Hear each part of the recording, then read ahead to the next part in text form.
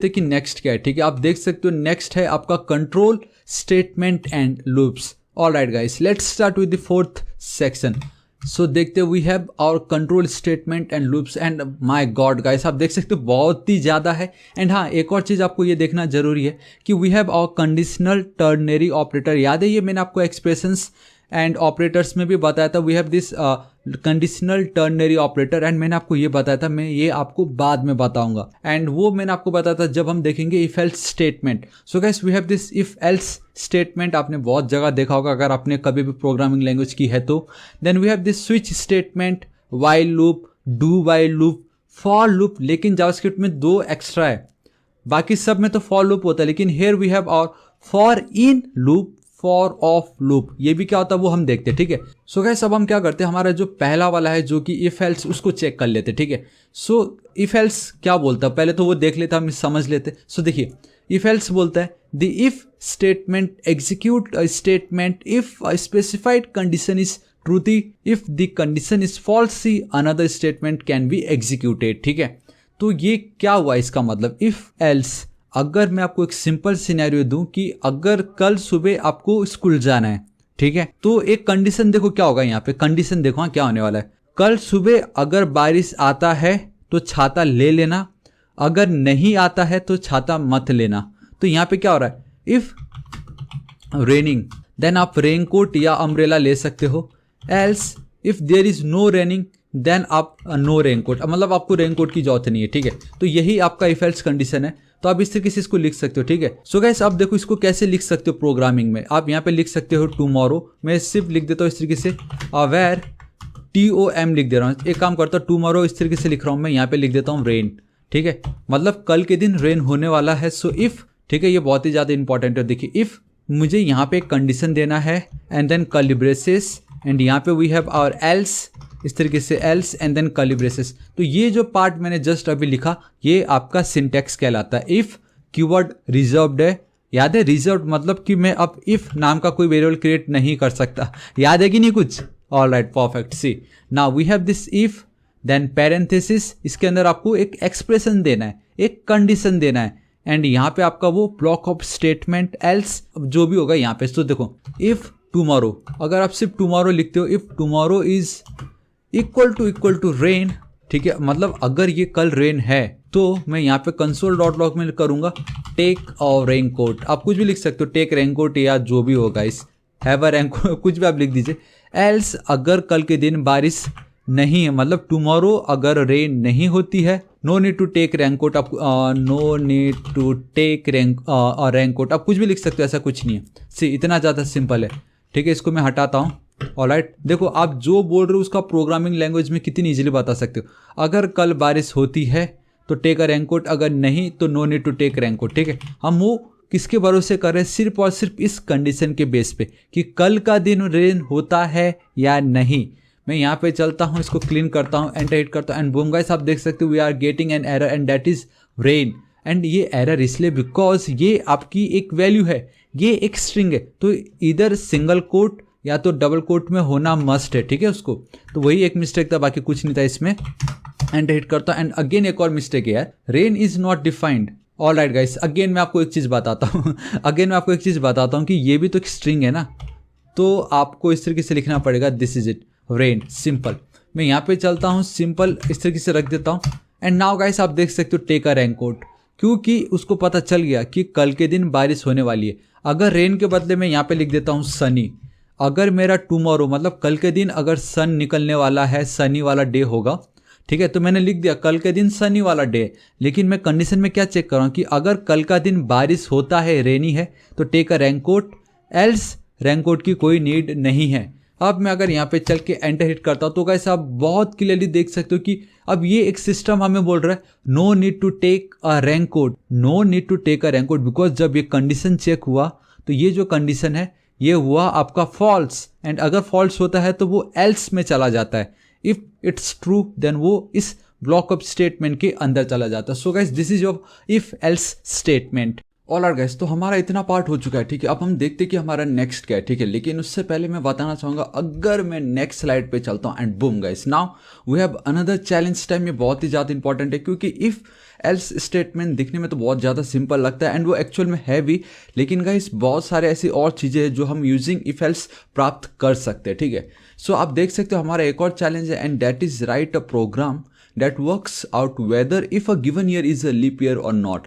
मतलब अगर कोई ईयर मैं आपको प्रोवाइड करता हूँ लाइक 2020, तो ये लीप ईयर है या नहीं। लीप ईयर इट मीन्स कि उस साल को गाइस 366 डेज होता है। इट मीन्स कि फरवरी के दिन में एक और दिन एक्स्ट्रा ऐड हो जाता है जो हर 4 साल में एक बार आता है, राइट। तो मैं आप लोगों को हिंट के लिए गाइस आप देख सकते हो, आई हैव दिस URL, इसको मैं कॉपी करता हूँ। सो गाइस इसको मैंने कॉपी कर ली है, मैं यहाँ पे चलता हूँ ब्राउजर पे एंड लेट्स सी क्या होता है इसमें, ठीक है। So what is leap year, हमें पता कैसे चलेगा कि कौन सा साल लीप ईयर है। देखिए सो गाइस आप देख सकते हो यहाँ पे बहुत अच्छे से इन्होंने एक्सप्लेन किया what exactly is leap year. And आप कोई भी साल अगर आपको कोई प्रोवाइड कर दे इस तरीके से एंटर ईयर 2020, तो वो लीप ईयर है या नहीं, वो आप पता कैसे लगा सकते हो, वो अभी हम देखने वाले, ठीक है। सो सबसे पहले एक डिफरेंस एकदम बेसिक जनरल नॉलेज की, एक नॉर्मल साल में कितने दिन होते हैं एंड लीप ईयर में कितने दिन होते हैं, है कि नहीं। सो एक नॉर्मल ईयर जो होता है, नॉर्मल जो साल चलता जा रहा है उसमें 365 डेज होता है, राइट। बट एक जब लीप ईयर होता है उसमें 366, मतलब एक दिन कहीं तो भी एक्स्ट्रा ऐड हो रहा है and that is because of the one extra day in the month of February. और वो जो एक एक्स्ट्रा डे वो होगा इस आपका 29th ऑफ फरवरी, ठीक है। सो कोई भी ईयर अगर हम प्रोवाइड करते हैं लाइक 2020 या 2021 आने वाला आ ही गया बेसिकली, अब 2 दिन में गाइस वी हैव 2021, राइट। तो ये हमें पता कैसे चलेगा कि ये लीप ईयर है या नहीं। सो देखो गाइस इन्होंने कंडीशन बताया है, ये कंडीशन अगर फुलफिल हो जाता है इट मीन्स वो एक लीप ईयर है, ठीक है। Leap years are any year that can be exactly divided by 4। It means कि अगर कोई भी साल मैं आपको प्रोवाइड करता हूं, अगर वो 4 से डिवाइड हो जाता है तो वो आपका लीप ईयर है, लाइक 2016, 2020, 2024, तो ये एक लीप ईयर है। लेकिन और 2 कंडीशन है। अब बोल रहा है except if it can be exactly divided by 100 then it isn't. इसका मतलब ये कि अगर कोई भी साल मैं आपको प्रोवाइड कर दूं लाइक ये 2100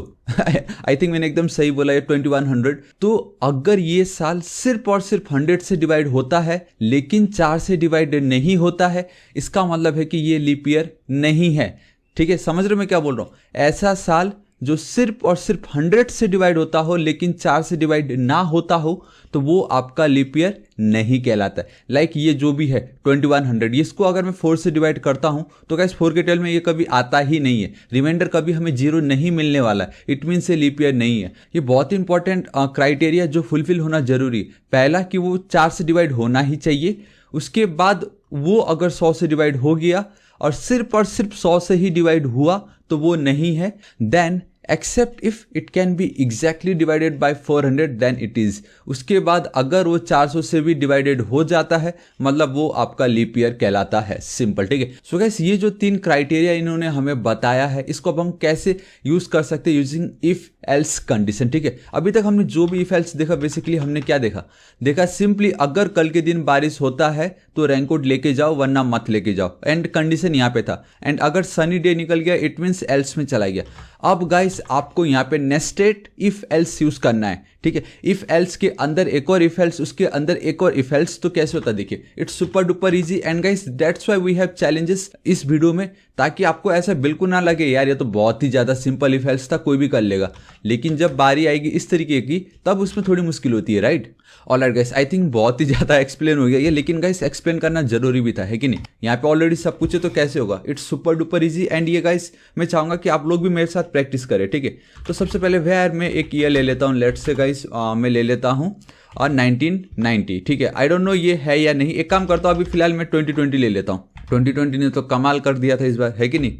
चलो कोई नहीं, 2 दिन में गाइस खत्म होने वाला है and we have our 2021 awesome, ठीक है। सो देखिए गाइस सबसे पहले हम क्या करते हैं, इफ इन्होंने बताया कि अगर वो 4 से डिवाइड होता है तो मतलब अगर मेरा ये जो ईयर है if it is divided by 4 and अगर उसका जो मॉड्यूल ऑपरेटर है, देखो मैं अब 000 यूज कर रहा हूं, मैंने आपको ऑलरेडी बता चुका था क्या होता है ये, ठीक है। आप लोगों के लिए थोड़ा सा जूम कर देता हूं इसको परफेक्ट सी। अगर वो 4 से डिवाइड होता है इट मीन्स गाइस आपका ये क्या है, ये आपका एक लीप ईयर है, ठीक है।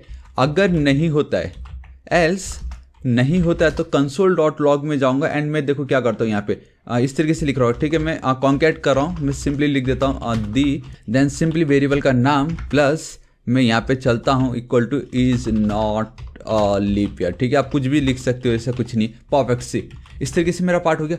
इफ अब गाइस अगेन मुझे चेक करना है कि वो 100 से डिवाइड होता है या नहीं। अगर वो सिर्फ और सिर्फ 100 से डिवाइड हो, इसका मतलब है कि गाइस वो लीप ईयर नहीं है, ठीक है। सो ईयर डिवाइडेड बाय 100, अगर मॉड्यूलो ऑपरेटर में अगर 0 आ रहा है, अगर वो सिर्फ और सिर्फ 100 से डिवाइड होता है, तो इसका मतलब है कि वो गाइस आपका लीप ईयर नहीं है, ठीक है। तो मैं क्या करूँगा, यहाँ पे मैं जाऊँगा एल्स, इस तरीके से। अब देखो बहुत ही ज़्यादा इंपॉर्टेंट है कि अभी मैं क्या करता हूँ, एल्स में मैं जाऊँगा इस console.log में। पता मैं क्या करने वाला, अगर वो सिर्फ 100 से डिवाइड हो रहा है, इसका मतलब है कि गाइस वो आपका लीप ईयर नहीं है। लेकिन अगर वो 100 से डिवाइड नहीं होता है, इसका मतलब है कि वो आपका लीप ईयर है। सो नाउ एल्स में अगर वो 100 से डिवाइड नहीं होता है, इसका मतलब है कि वो लीप ईयर है। So the year is a leap year. यहाँ पे आपका आएगा वो एक जो साल है वो पक्का लीप ईयर है, क्योंकि वो 100 से डिवाइड नहीं हो रहा है, ठीक है। अभी मैं अब यहाँ पे चलता हूँ, यहाँ पे देखो गाइस मुझे अब एक और कंडीशन यूज करना पड़ेगा, एंड दैट इज कि अब अगर वो 400 से भी डिवाइड होता है तो वो लीप ईयर है आपका। आप ये समझ गए ना। आई नो आप में से बहुतों को ये सेकंड पार्ट में थोड़ा सा अजीब लग रहा होगा, लेकिन बहुत ही सिंपल फंडा है। 4 से डिवाइड हुआ मतलब लीप ईयर है, एंड अगर वो 100 से डिवाइड हो रहा है मतलब वो लीप ईयर नहीं है। अगर वो 100 से डिवाइड हो रहा है वो लीप ईयर नहीं है, बट अगर वो 100 से डिवाइड नहीं होता है तो एल्स पार्ट में वो लीप ईयर कहलाएगा। सिंपल है कि नहीं। अब मैं यहाँ पे चलता हूँ, इसके अंदर एक और इफ एल्स कंडीशन यूज करने वाला हूँ, ठीक है। इस तरीके से मैं चलता हूँ, एल्स पहले ही लिख देता हूँ इस बार, एंड यहाँ पे अब मैं क्या करता हूँ कि अगर वो जो साल था, अगर वो साल 400 से भी डिवाइड हो रहा है, तो आप देख सकते हो गाइस बेसिकली हम नेस्टेड एक के अंदर एक चेक करते जा रहे हैं, ठीक है। अगर वो जो साल है वो 400 से डिवाइड होता है, इट मीन्स कि वो जो साल है वो है आपका लीप ईयर, सिंपल। अगर वो साल जो है 400 से डिवाइड नहीं होता है, इट मीन्स वो जो साल था आपका वो लीप ईयर आपका नहीं है। This is it, simple. अगर वो 4 से डिवाइड हो रहा है, इट मीन्स गाइस वो आपका लीप ईयर है, वरना नहीं है। That's why else part. अगर वो 100 से डिवाइड हो रहा है मतलब वो लीप ईयर नहीं है, एल्स वो आपका पक्का लीप ईयर कहलाएगा। उसके अंदर भी पूरा ये फिल्टर होते जा रहा है, एक के नीचे एक फिल्टर होते जा रहा है। अब अगर वो 400 से डिवाइड हो रहा है, इट मीन्स वो आपका फाइनल, कोई रोक नहीं सकता इसको, तो लीप ईयर है, एल्स लीप ईयर नहीं है। This is it. अभी मैं क्या करता हूँ, यहाँ पे चलता हूँ, इसको CLS करता हूँ, ठीक है। मैं यहाँ पे चल के node index.js and boom guys see the year 2020 is a leap year. And यहाँ पे भी अगर हम चेक करते तो गाइस आप देख सकते हो कि ये जो है 4 से डिवाइड हो रहा है, बट ये जो है ये 100 से डिवाइडेड नहीं हो रहा है, इसलिए गाइस ये आपका 2020 है। एंड ये जो मेरा पार्ट था ना, ये एग्जैक्टली बिकॉज अब ये वाला जो कंसोल है, इसके कारण गाइस मुझे ये लीप ईयर दिखाई दिया। मैं चाहूंगा गाइस एक बार आपको ये समझ में आ गया तो आपको मजा आ जाएगा। मैं फिर भी क्या करता हूँ, यहाँ पे डीबगर लगा देता हूँ। हालांकि डीबगर एकदम एडवांस वाला पार्ट है, लेकिन फिर भी मैं आपको अब भी दिखा रहा हूँ इस वीडियो में, ताकि आप लोगों को ये पता चल जाए कि ये वर्क कैसे हो रहा है, ठीक है।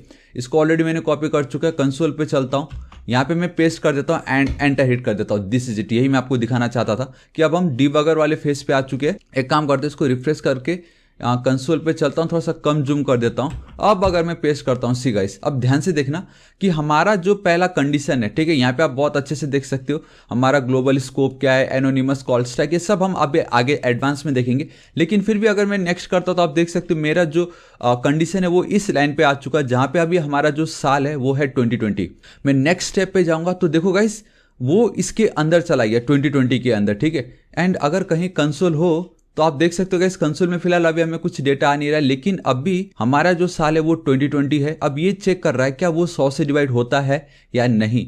4 से वो डिवाइड हो गया, डेट्स वाई वो इसके अंदर आया, वरना वो पहले ही ये कंसोल करवा देता कि लीप ईयर नहीं है। लेकिन आप ध्यान से देखना, द मोमेंट मैं नेक्स्ट पे करता हूँ एंड बूम गाइस सी, देखा क्या हुआ, जब हमने उस ईयर को 100 से डिवाइड किया तो गाइस वो 100 से डिवाइड नहीं हुआ, डेट्स वाई वो उसके एल्स वाले पार्ट पे आ गया। एंड हमारा जो कंडीशन है ये देखो, आपको ये ग्रीन लाइन दिखाई दे रहा है, यहाँ पे है। अब अगर मैं नेक्स्ट करूंगा, देखो वो एल्स के बाद वो 400 तो उसने डिवाइड किया ही नहीं, बिकॉज वो डायरेक्टली बाहर चला गया एंड बूम गाइस। इस तरीके से आपको यहाँ पे the year 2020 is a leap year करके आ गया, क्योंकि वो ये जो कंडीशन था यहाँ पे वो फेल खा गया एंड इसलिए वो एल्स पार्ट पे आ गया। तो ये डीबगर बहुत ही ज्यादा इंपॉर्टेंट है, ये आप टेस्टिंग के लिए हम यूज करते हैं। मैंने आपको पहले ही टेस्टिंग का बता दिया, ये है ना awesome. So guys this is it and I think अब आपको धीरे धीरे और मजा आने लगा, क्योंकि ये तो सिर्फ ट्रेलर है अभी भी। ऑलराइट, अब देखते हैं कि और क्या है, ठीक है। मैं यहाँ पे चलता हूँ अपने इस पार्ट पे। ऑलराइट, सो गाइस नेक्स्ट है, ओ माय गॉड, एक और challenge back to back. So अब ये क्या है, what is truthy and falsy falsy values in JavaScript. I know guys, आपके माइंड में ये पक्का था, आपको याद है, अगर आपको याद होगा तो मैंने यहाँ पे आपको दिखाया था। ये देखिए, जब हम इफ एल्स स्टेटमेंट देख रहे थे, मैंने कुछ ऐसे वर्ड्स यूज किए थे, आपके माइंड में उस समय थोड़ी देर पहले आया होगा, अब बे यार ये क्या चीज़ है, ये ट्रूटी क्या होता है। आपको फ्रूटी सुना होगा, बिकॉज बचपन में हम फ्रूटी पीते थे कि नहीं, मस्त एकदम। लेकिन यहाँ पे हमें ट्रूटी दिखाई दे रहा है एंड यहाँ पे फॉल्स ही है। मतलब हम ट्रू एंड फॉल्स बोल सकते थे ना, लेकिन ये एकदम वेस्टर्न कल्चर एकदम स्वैग में उस तरीके से ट्रूटी एंड फॉल्सी। तो गाइस, आप लोगों को इस डाउट को क्लियर करने के लिए, मैं नहीं चाहता कहीं पे भी आपको कुछ भी डाउट रहे, दैट्स वाई यहाँ पे एक चैलेंज है आपके लिए कि ये ट्रूटी एंड फॉल्सी जो वैल्यूज होता है ये क्या होता है, what is truthy and falsy values in JavaScript. आपके अब ये सारे डाउट क्लियर हो जाएंगे। सी, एंड यहाँ पे बहुत इजीली है, मैंने ऑलरेडी यहाँ पे आई थिंक लिख के रखा हुआ, if score is equal to 0 या वी वॉन द गेम। अब इसको मैं कॉपी कर लेता हूँ पहले तो। ऑल राइट, मैंने इसको कॉपी कर ली है एंड आई थिंक मैं थोड़ा सा और नीचे चलना चाहूँगा। एंड एक सेकंड गाइस, ये ऑलरेडी यहाँ पे पहले से ही था सॉरी, मैं भूल गया था कि यहाँ पे पहले से ही है ये।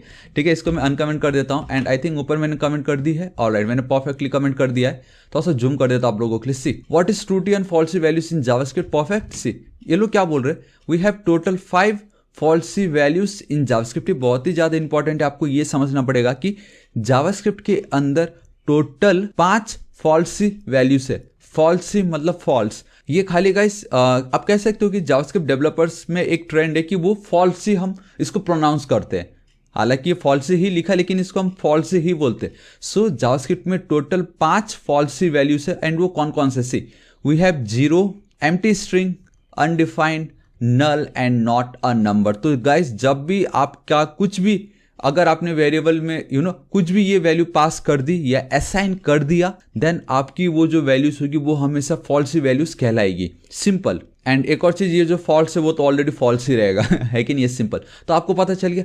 इनके अलावा एंड बहुत ही ज्यादा सिंपल है, एक काम करता हूं मैं आपको पहले ये वाला एक एग्जाम्पल इसको रन कर देता हूँ। ठीक है, सिंपल है। अगर आपने स्कोर बनाया 0, इट मीन्स कि आपकी स्कोर है 0। अगर आप क्रिकेट खेलने गए, आप 0 रन पे आउट हो गए, देन console.log या वी वॉन द गेम लिखा है एंड आई डोंट नो मैंने क्यों लिखा है, oh my god we lost the game. Actual में क्या होना था, मैं इसको करता हूँ, यहाँ पे हटा देता हूँ, यहाँ पे पेस्ट करता हूँ, बिकॉज अगर स्कोर 0 तो हम जीत कैसे सकते हैं यार, है कि नहीं, कॉमन सेंस यार। मैं यहाँ पे चलता हूँ, Ctrl+S सेव करता हूँ, सिंपल बैक टिक चलता हूँ, CLS करता हूँ एंड बूम गाइस। सी, या वी वॉन द गेम। इसका मतलब ये हुआ कि जब आप इस तरीके से स्कोर इक्वल टू 0 लिखते हो तो गाइस उसने ये वाले पार्ट को कंसोल ना करवा के उसने एल्स वाले पार्ट को कंसोल करवाया। समझ रहे हो। एंड वो उसका रीजन क्या था, आई होप अब आपको पता चल गया होगा। उसका रीजन ये था कि आपके जावास्क्रिप्ट में, नॉट आपके, हम सब के जावास्क्रिप्ट में, मेरा तो फेवरेट ही है, तो उसमें ये जो टोटल 5 वैल्यूज जो आपको दिखाई दे रहे वो होते हैं आपके falsies values. And if condition के अंदर अगर आप इफ में अगर फॉल्स वैल्यू पहले ही यहाँ पे पुट कर दोगे, वो हमेशा आपका एल्स कंडीशन को ही कंसोल करवाएगा। अगर यहाँ पे मैं 10 लिख देता था एंड एंटर हिट करता था, सो अब मैं अगर एंटर हिट करता, see oh my god we lose the game, यहाँ पे ये वाला कंडीशन आ गया। एक्चुअल में अब ये कंडीशन यहाँ पे आना चाहिए था, लेकिन आपको पता चल गया होगा if this condition is true तो ये वाला part, if this condition is false ये वाला पार्ट। लेकिन हमें ये देखना था कि अगर आप कभी भी इनमें से कुछ भी वैल्यूज के साथ डील करोगे वो हमेशा आपका एल्स पार्ट दिखाएगा। सी, अगर मैं यहाँ पे स्कोर इज इक्वल टू 0 तो आपको पता चल गया। अगर मैं 0 भी लिख देता हूँ सिर्फ, तो भी गाइस अगर एंटर हिट करता हूँ आप देख सकते हो या वी वॉन द गेम। अगर आप सिर्फ 0 लिख रहे हो एंड अगेन आप देख ही सकते हो ये 0 है, इट मीन्स ये फॉल्स है, दैट्स वाई गाइस हमें ये वैल्यू मिल रहा है। ठीक है, अगेन अगर मैं अब एम्प्टी स्ट्रिंग कुछ भी ना लिखूं यहाँ पे तो गाइस वो तो कोई काम का ही नहीं। लेकिन अगर मैं अनडिफाइंड लिख दूं यहाँ पे, Ctrl+S save, again enter hit करता हूं तो आप देख सकते हो अगेन ये एल्स पार्ट वाला मुझे दिख रहा है। उसी तरीके से अगर मैं नल पे चल के एंटर हिट करता हूं यहाँ पे इस तरीके से, तो आप देख सकते हो अगेन ये एल्स वाला पार्ट। तो ये बहुत ही ज़्यादा इंपॉर्टेंट आपको समझना पड़ेगा कि जब भी इनमें से कुछ भी वैल्यू होगा गाइस वो हमेशा आपके लिए फॉल्स वैल्यू कहलाएगा। ठीक है, CLS कर देता हूँ, एंटर हिट करता हूँ, अगेन ये फॉल्स। तो आई होप गाइस आपको पता चल गया होगा कि जावास्क्रिप्ट में टोटल 5 फॉल्स वैल्यू है। इनके अलावा बाकी सारे के सारे आपके ट्रू वैल्यू। इट मीन्स कि वो कंडीशन जो है वो सेटिस्फाई होकर हमें ये वाला आउटपुट आ जाएगा। ठीक है, अगर आप मैं ट्रू करता हूँ यहाँ पे, Ctrl+S सेव करता हूँ, एंटर हिट करता हूँ तो आप देख सकते हो oh my god we lost the game. तो ये वाला आउटपुट हमें मिल रहा है इस तरीके से, है कि नहीं। एंड आप देख सकते हो ऑटोमेटिक इसका जो कलर है वो थोड़ा सा लाइट हो गया, बिकॉज उसको मालूम है कि ये कंडीशन ट्रू है। या अगर स्टार्टिंग में मैंने जो स्कोर लिखा था, अगर इसको इज इक्वल टू 5 भी कर दूं, क्योंकि अभी 0 तो है नहीं, तो अब मैं एंटर हिट करता हूं, मुझे ये वाला पार्ट आ जाएगा एंड बूम गाइस मुझे ये वाला पार्ट आ गया। सो आई होप गाइस अब आपको पता चल गया होगा टोटल 5 फॉल्सी वैल्यूज है जावास्क्रिप्ट में। ये है आपके टोटल 5, ठीक है, इंक्लूडिंग इसको भी। एंड उसके अलावा अगर आप इफ कंडीशन में कुछ भी लिखोगे वो हमेशा ट्रू कहलाएगा। ये अगर आ गया कंडीशन के अंदर वो हमेशा आपका फॉल्स एंड हमेशा एल्स वाला पार्ट आपको वो देगा, ठीक है। तो ये बहुत ही ज़्यादा इंपॉर्टेंट है गाइस एंड आगे हम इसका और देखेंगे, ठीक है। ऑलराइट गाइस, तो इतना हो चुका है, अभी हमें वापस थोड़ा सा बैक जाना पड़ेगा क्योंकि अब हमें देखना होगा, हम देखने वाले गाइस एक कंडीशनल टर्नरी ऑपरेटर। ये टर्नरी ऑपरेटर क्या होता है मैं आपको बताता हूँ एंड ये बहुत ही ज़्यादा इंपॉर्टेंट है, ठीक है। टर्नरी ऑपरेटर एंड मैंने आपको बहुत पहले ही बता दिया था, आई मीन हमारा जो सेकेंड या थर्ड सेक्शन था एक्सप्रेशन वाले में मैंने बताया था कंडीशनल ऑपरेटर हम देखेंगे, तो वो अब हम देखने वाले, ठीक है। इसको मैं हटाता हूँ, इसको मैं हटाता हूँ, अब मैं यहाँ पे चलता हूँ। देखो टर्नरी ऑपरेटर क्या होता है एक बार पहले मैं आपको एक्सप्लेन तो कर दूँ थोड़ा सा, है कि नहीं। यहाँ पे मैं चलता हूँ इस तरीके से, मैं देखो इस वाले पार्ट को मैं हटा देता हूँ। सी गाइस, ये बहुत ही ज़्यादा इंपॉर्टेंट है। What is ternary operator? The conditional ternary operator is the only JavaScript operator that takes 3 operands. Simple, एक इंटरव्यू क्वेश्चन आ गया, इंटरव्यू में 1 मार्क्स का एक क्वेश्चन आ गया, या आपके जब भी एमसीक्यू में 1 मार्क्स का एक क्वेश्चन आता है कि जावास्क्रिप्ट में ऐसे कौन सा ऑपरेटर है जो कि 3 ऑपरेंड्स को टेक करता है, जिसमें 3 ऑपरेंड्स पास करना पड़ता है, तो आप बहुत इजीली बोल सकते हो that is your conditional ternary operator. ही जावास्क्रिप्ट में ओनली ऑपरेटर है that takes 3 operands. And guys अब आप ये मत बोलना कि ऑपरेंड्स क्या होता है, हमने ऑलरेडी देख लिया था, याद है 5 + 20, ये जो 20 है एंड ये जो आपका 5 है, they are called your operands, and ये जो प्लस है ये आपका कहलाता है operator, and the combination of operands and operator is called your expression. लेकिन ये बहुत ही ज़्यादा इंपॉर्टेंट है। एंड ये सारे जो पार्ट मैं आपको बता रहा हूँ ना, ये जो भी है हमारे if, else, switch, for loop, while, do while loop, ये सब के सब सारे प्रोग्रामिंग लैंग्वेजेस में C++। अगर आप जावास्क्रिप्ट फर्स्ट टाइम देख रहे हो एंड अभी तक अगर आपने बाकी के प्रोग्रामिंग लैंग्वेजेस नहीं देखे, बिलीव मी गाइस, मैं जिस तरीके से आपको समझा रहा हूँ आप अगर समझ गए तो आपको C++ जावा बोल सकते हो। मुझे एटलीस्ट उनका बेसिक आता है क्योंकि उसमें भी सेम यही है, हल्का सा सिंटेक्स अलग है बस। पूरा जो कहते हैं ना जो मेन थ्योरी जो है वो सब कुछ सेम है। इफ एल्स वहाँ पे भी वही है, यहाँ पे भी वही है, ठीक है। टर्नरी ऑपरेटर वहाँ पे भी वही है, यहाँ पे भी वही है। तो अब इसको हम कैसे चेक करते हैं वो देखते हैं। ये 3 ऑपरेंड्स क्या कहलाता है वो देखते हैं, ठीक है। सो देखो guys, we have a variable का नाम विल बी इक्वल टू एक कंडीशन हम देंगे, देन एक क्वेश्चन मार्क होगा, वैल्यू 1, देन एक कॉलन एंड देन वैल्यू 2। तो आपको लग रहा होगा यार ये क्या चीज़ है। देखो गाइस, इसको अगर मैं आपको अच्छे से बताऊँ तो गाइस आप कह सकते हो कि ये जो पार्ट है ये बेसिकली इफ एल्स का शॉर्टर वर्जन है। क्या है? Shorter version. एंड ये बहुत ही ज़्यादा इंपॉर्टेंट है, ठीक है। तो देखो मैं आपको बताता हूँ, सपोज लेट्स सी क्या होता है, पहले मैं आपको बता दूँ, ये जो है एक एज आप कह लीजिए। सपोज हमें एक ऐसा कंडीशन लिखना है कि those age are greater than 18 और their age is above 18 they can vote, और जिनकी एज 18 से कम है वो वोट नहीं कर सकते। सिंपल है, कितना अच्छा कंडीशन है ना। अगर ये मैं इफ एल्स में लिखता तो मैं कैसे लिखता, मैं लिखता if age is greater than 18, ठीक है। मैं यहाँ पे चल के क्या करता, console.log इस तरीके से लिख देता, एलिजिबल, इस तरीके से। आई होप स्पेलिंग सही है ये, ठीक है। You are eligible to vote लिख देता हूँ मैं, ठीक है, इस तरीके से सिंपल। एल्स यहाँ पे मैं चलता हूँ इस तरीके से console.log, एक काम करता है, इसको ही मैं कर लेता हूँ कॉपी, खाली एक नॉट ही तो ऐड करना है मुझे, है कि नहीं।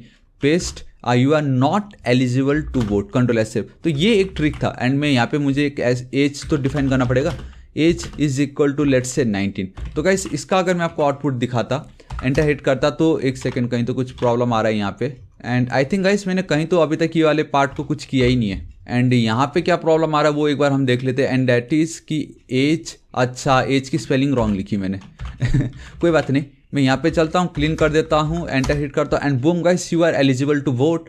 अगर ये गाइस 18 होता, एक काम करते 18 ग्रेटर देन और इक्वल टू, क्योंकि 18 साल के बच्चे भी तो वोट कर ही सकते हैं ना, एक बार 18 हो गए तो भी you are eligible to vote. अगर ये 17 होता तो you are not eligible to vote, you are not eligible to vote, ठीक है।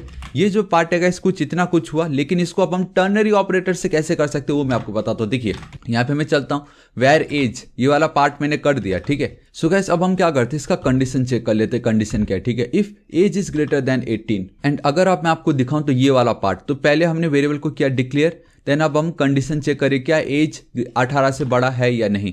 सो देखो उसके बाद क्वेश्चन मार्क, एंड अब ये जो वैल्यू 1 है ना, ये क्या आपको अभी पता चल जाएगा। इफ ये कंडीशन अगर ट्रू होता है इट मीन्स कि यहाँ पे आप जो भी पास करने वाले हो वो आउटपुट में शो होने वाला है। If this condition is true else अगर मैं यहाँ पे चलता हूँ, अगर ये कंडीशन फॉल्स हो जाता है, इट मीन्स ये वाला जो वैल्यू 2 है आफ्टर कॉलन, ये ध्यान में रखो कि यहाँ पे कॉलन है एंड यहाँ पे क्वेश्चन मार्क है, तो ये वाला पार्ट हमें शो होता है। सो वेरिएबल का नाम इक्वल टू कंडीशन देना है, देन गाइस आपको एक क्वेश्चन मार्क, अगर ये ट्रू हो गया तो ये वाली वैल्यू रन हो जाएगी, कॉलन अगर ये कंडीशन फॉल्स रहता है तो ये वाली वैल्यू, ये आपका कहलाता है टर्नरी ऑपरेटर। अब देखो ये वाला ट्रू है, ये वाला आपका फॉल्स है। अब इसको मैं कैसे टर्नरी ऑपरेटर में कन्वर्ट कर सकता हूँ, इसको फिलहाल के लिए मैं हटाता हूँ। ध्यान से देखो, सबसे पहले वेरिएबल का नाम, सो वेर एज, ठीक है, इक्वल टू 17 जो है सो है, एज इट इज मैं रख देता हूँ एज इट इज, ठीक है। अब मैं यहाँ पे चलता हूँ, देखो मैं क्या करता हूँ, यहाँ पे सिंपली बोल रहा है कि कंडीशन चेक हो रहा है। यहाँ पे मैं इस तरीके से जाऊंगा console.log, एक काम करता हूँ, पहले मैं डायरेक्टली कंडीशन लिख देता हूँ, बाद में इसको कंसोल करा दूंगा एंड इसको थोड़ा सा और जूम कर देता हूँ। आई होप इतना परफेक्ट रहेगा। चलो ठीक है, मैं यहाँ पे चल रहा हूँ, ये वाला जो मेरा पार्ट है इसको ही मैं कर लेता हूँ copy and let's imagine guys मैं इक्वल टू मैं अपने से ऐड कर रहा हूँ, ठीक है। ये कंडीशन मैंने लिख दी, मुझे क्वेश्चन मार्क देना है, बाहर एक क्वेश्चन मार्क, अगर एज जो है वो अगर 18 या उससे बड़ा है then you are eligible to vote. इसको मैं कर लेता हूँ कॉपी एंड यहाँ पे पेस्ट एंड आई थिंक ये थोड़ा बड़ा लग रहा तो यू कैन वोट लिख देता हूँ मैं, सिंपली यू कैन वोट लिख देता हूँ, ठीक है। ये कंडीशन अगर ट्रू हुआ तो उसके बाद क्या, we have this colon, right. So colon मैं इसको कर लेता हूँ कॉपी, मुझे पूरा ये जो है डबल कोट्स के साथ कॉपी करना पड़ेगा, मैं directly as it is copy नहीं कर सकता। You are not, you can't vote लिख देता हूँ यहाँ पे मैं, यू कांट या कैन नॉट कुछ भी लिख सकते हो, लेकिन कांट ज़्यादा अच्छा साउंड कर रहा है and semicolon, this is it. See zoom कर देता हूँ तो गाइस आप बहुत क्लियरली देख सकते हो, जहाँ पहले आपको कुछ वो इस तरीके से लिखना पड़ रहा था, अब आप सिंपली इफ एल्स को एक लाइन में लिख सकते हो। इफ कंडीशन इज ट्रू ये लाइन आपका चल जाएगा, एल्स ये लाइन आपका चल जाएगा।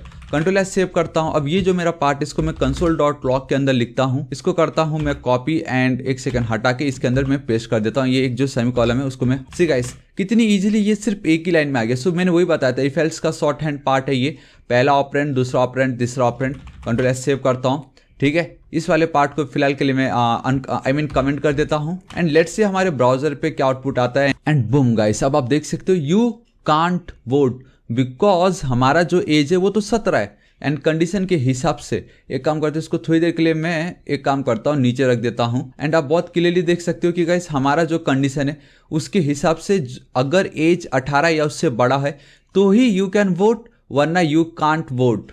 सेम यहाँ पे वही हुआ। मैं वापस चलता हूँ इस तरीके से, एक second. So that's why guys आप बहुत क्लियरली देख सकते हो कि यू कांट वोट बिकॉज ये एकदम सही है, लेकिन अगर ये 18 होता, क्लीन करता हूँ, एंटर हिट करता हूँ तो आप देख सकते हो you can vote. So guys this is your ternary operator, ठीक है। सो गाइस इतना हमारा पार्ट हो गया कि अब हम देखते हैं नेक्स्ट क्या। So guys we have our switch statement. So ये स्विच स्टेटमेंट क्या होता है, चलो उसको भी हम टैकल कर लेते हैं। देखिए ऑलराइट गाइस, तो आप देख सकते हो now we have our switch statement, ये भी बहुत ही ज़्यादा इंपॉर्टेंट है एंड हम बहुत क्लियरली देख सकते हैं दैट इज ये जो स्विच स्टेटमेंट है it evaluates an expression matching the expression's value to a case clause and execute statement associated with that case. I know आपको नहीं समझा ये, क्योंकि मुझे भी नहीं समझा, मतलब फर्स्ट टाइम नहीं समझा था बट अभी तो मुझे मालूम है, ठीक है। तो मैं आपको इसको प्रैक्टिकल करके बताता हूँ। देखो इसमें एक्चुअल में क्या होता है ना, जब हम इफ एल्स कंडीशन यूज़ कर रहे हैं, ठीक है, हमने इफ एल्स जस्ट अभी थोड़ी देर पहले देखा।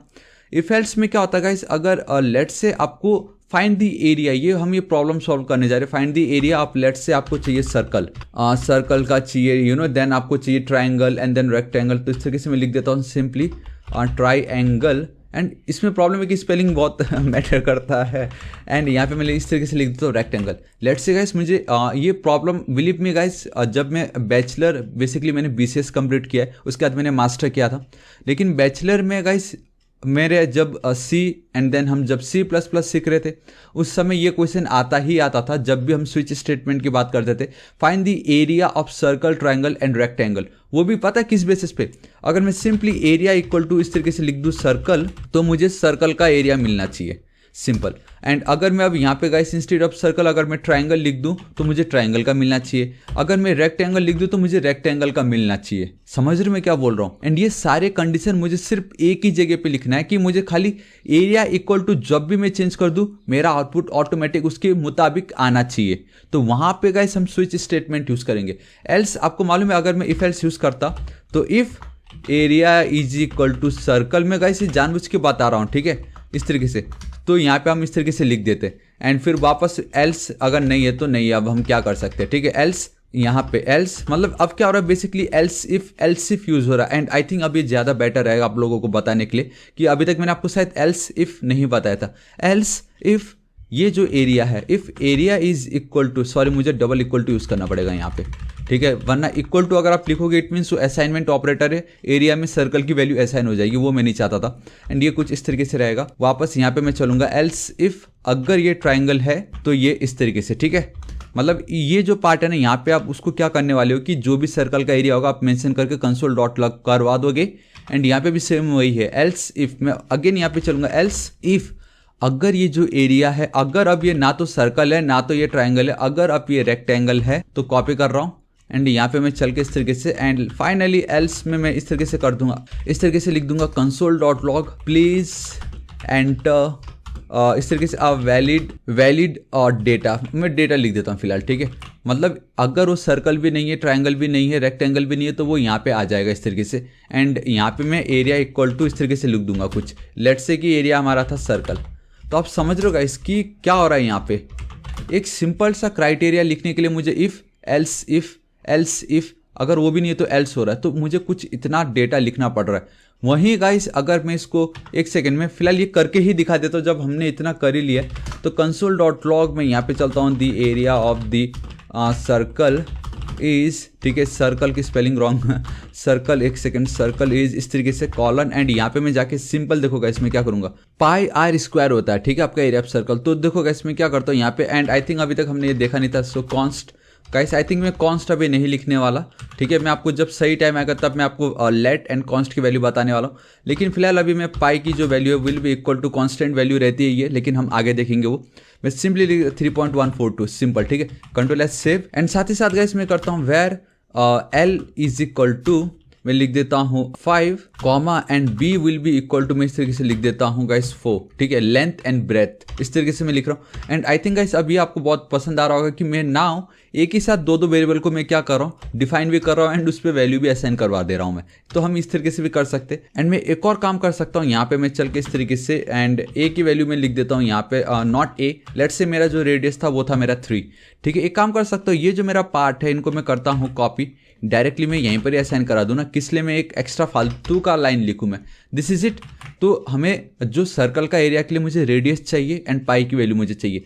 सो गाइस मैं क्या करता हूँ, यहाँ पे देखो पाई, ठीक है, एंड ये पाई कैपिटल में ना, सो आपको मालूम है केस सेंसिटिव होता है, सो पाई मल्टीप्लाई, देखो पाई आर स्क्वायर है ना, and here we have this R, and guys अब मैं क्या कर सकता हूँ, double square and then R, simple, pi R square, this is it. इतना मेरा सिंपल सा काम हो चुका है। एंड आई थिंक गाइस हम यहाँ पे आर नहीं लिख सकते बिकॉज पाई आर स्क्वायर है ना, एंड हमने ऑलरेडी ये देख लिया था, आपको याद है, मैंने एज अ चैलेंज में ये मैंने आपको दिखाया था। सो आप देख सकते हो गाइस जो हमने देखा पहले वो अब किस तरीके से काम आ रहा है, सिंपल। अब मैं यहाँ पे क्या करता हूँ, इसको एज इट इज छोड़ देता हूँ, इसको मैं करता हूँ कॉपी, एक सेकंड, इसको मैं करता हूँ कॉपी पेस्ट, यहाँ पे भी paste, the area of circle के बदले ट्राइंगल, यहाँ पे रेक्टेंगल के बदले यहाँ पे भी रेक्टेंगल, ठीक है, इस तरीके से मैं चल के रेक्टेंगल लिख देता हूँ। Now what is the area of triangle guys, आप सोचो ये बेसिकली आपका कहलाता है, यहाँ पे मैं चलता हूँ that is length into breadth, and I think guys ये सही है मैं जो बोल रहा हूँ, मुझे जहाँ तक याद है length into breath divided by आपका 2 होता था area of triangle. And rectangle तो गाइस बहुत ही ज़्यादा सिंपल है वो तो मतलब बहुत सही है वो, लेंथ इंटू ब्रेथ, ठीक है, L into base, this is it.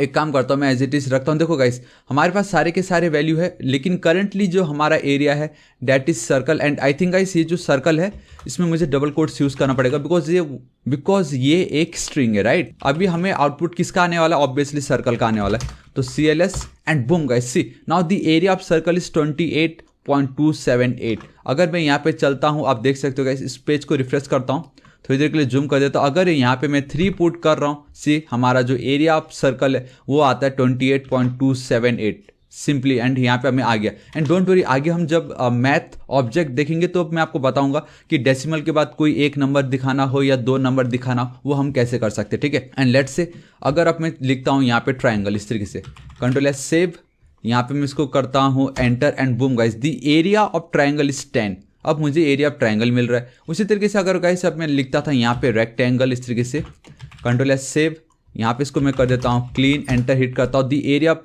Rectangle is 20 because 5 × 4 is 20। हाँ, लेकिन अब अगर मैं यहाँ पे लिख दूँ इस तरीके से स्क्वायर, बिकॉज हमने स्क्वायर तो देखा ही नहीं है, यू नो। एंड अगर अब मैं एंटर हिट करता हूँ इस तरीके से, and boom guys, please enter valid data, because ना ये सर्कल है, ना ये ट्राइंगल है, ना ये रेक्टेंगल है, वो डायरेक्ट एल्स पार्ट में गया एंड हमें ये मिल गया। तो गाइस ये जो पार्ट था ना, इसी को ही शॉर्ट वर्जन करने के लिए हम यूज करते हैं हमारा स्विच स्टेटमेंट। इफ एल्स को शॉर्ट करने के लिए we have our ternary operator, and इस तरीके से इफ एल्स इफ इस तरीके के जो नेस्टेड एल्स इफ वाला जो पार्ट है उसको सॉर्ट करने के लिए we will use this switch statement. And आपको पता चल गया होगा यहाँ पे क्या होता है कि हम एक एक्सप्रेशन को इवेल्युएट करेंगे एंड उस एक्सप्रेशन के वैल्यू अगर उस केस जो है उससे अगर मैच कर जाती है, देन हम उसके ही एसोसिएटेड जो स्टेटमेंट है उसी को ही एग्जीक्यूट करेंगे एंड बाकी को नहीं करेंगे। जो यहाँ पे सेम वही हो रहा है ना। अब मैं इसको कैसे कन्वर्ट करता हूँ वो देखिएगा। इस बहुत ही ज़्यादा सिंपल है। स्विच स्टेटमेंट अब फाइनली आ गया। आई नो गाइस, ये स्विच में मैंने आपको वापस इफ एल्स बता दिया, लेकिन मैंने आपको इस तरीके का इफ एल्स नहीं बताया था। लेकिन आई होप अब आपको पता चल गया होगा, क्योंकि बहुत ही ज़्यादा इंपॉर्टेंट है। एंड वंस आप ये सब अगर समझ गए ना, तो गाइस मैंने आपको बताया C++, PHP, आपका जावा सब सेम है। यहाँ पे ये सब सारे कॉन्सेप्ट डिट्टो यही आपको वहाँ पे लिखना है एंड आपका आउटपुट आ रहा होगा। तो आप कह सकते हो मुझे बाकी के प्रोग्रामिंग लैंग्वेज भी आते, तो आप सिर्फ जावास्क्रिप्ट नहीं सीख रहे हो, आप बाकी के प्रोग्रामिंग लैंग्वेजेस भी मेरे साथ सीख रहे हो। ठीक है, मैं यहाँ पे चलता हूँ। नाउ मैं लिखता हूँ इसको स्विच के थ्रू। देखो स्विच लिखने का बहुत ही ज़्यादा सिंपल है। मैं क्या करता हूँ, ये जो मेरा पार्ट है इसको तो मुझे एज इट इज चाहिए ही चाहिए, बिकॉज ये तो है इंपॉर्टेंट है।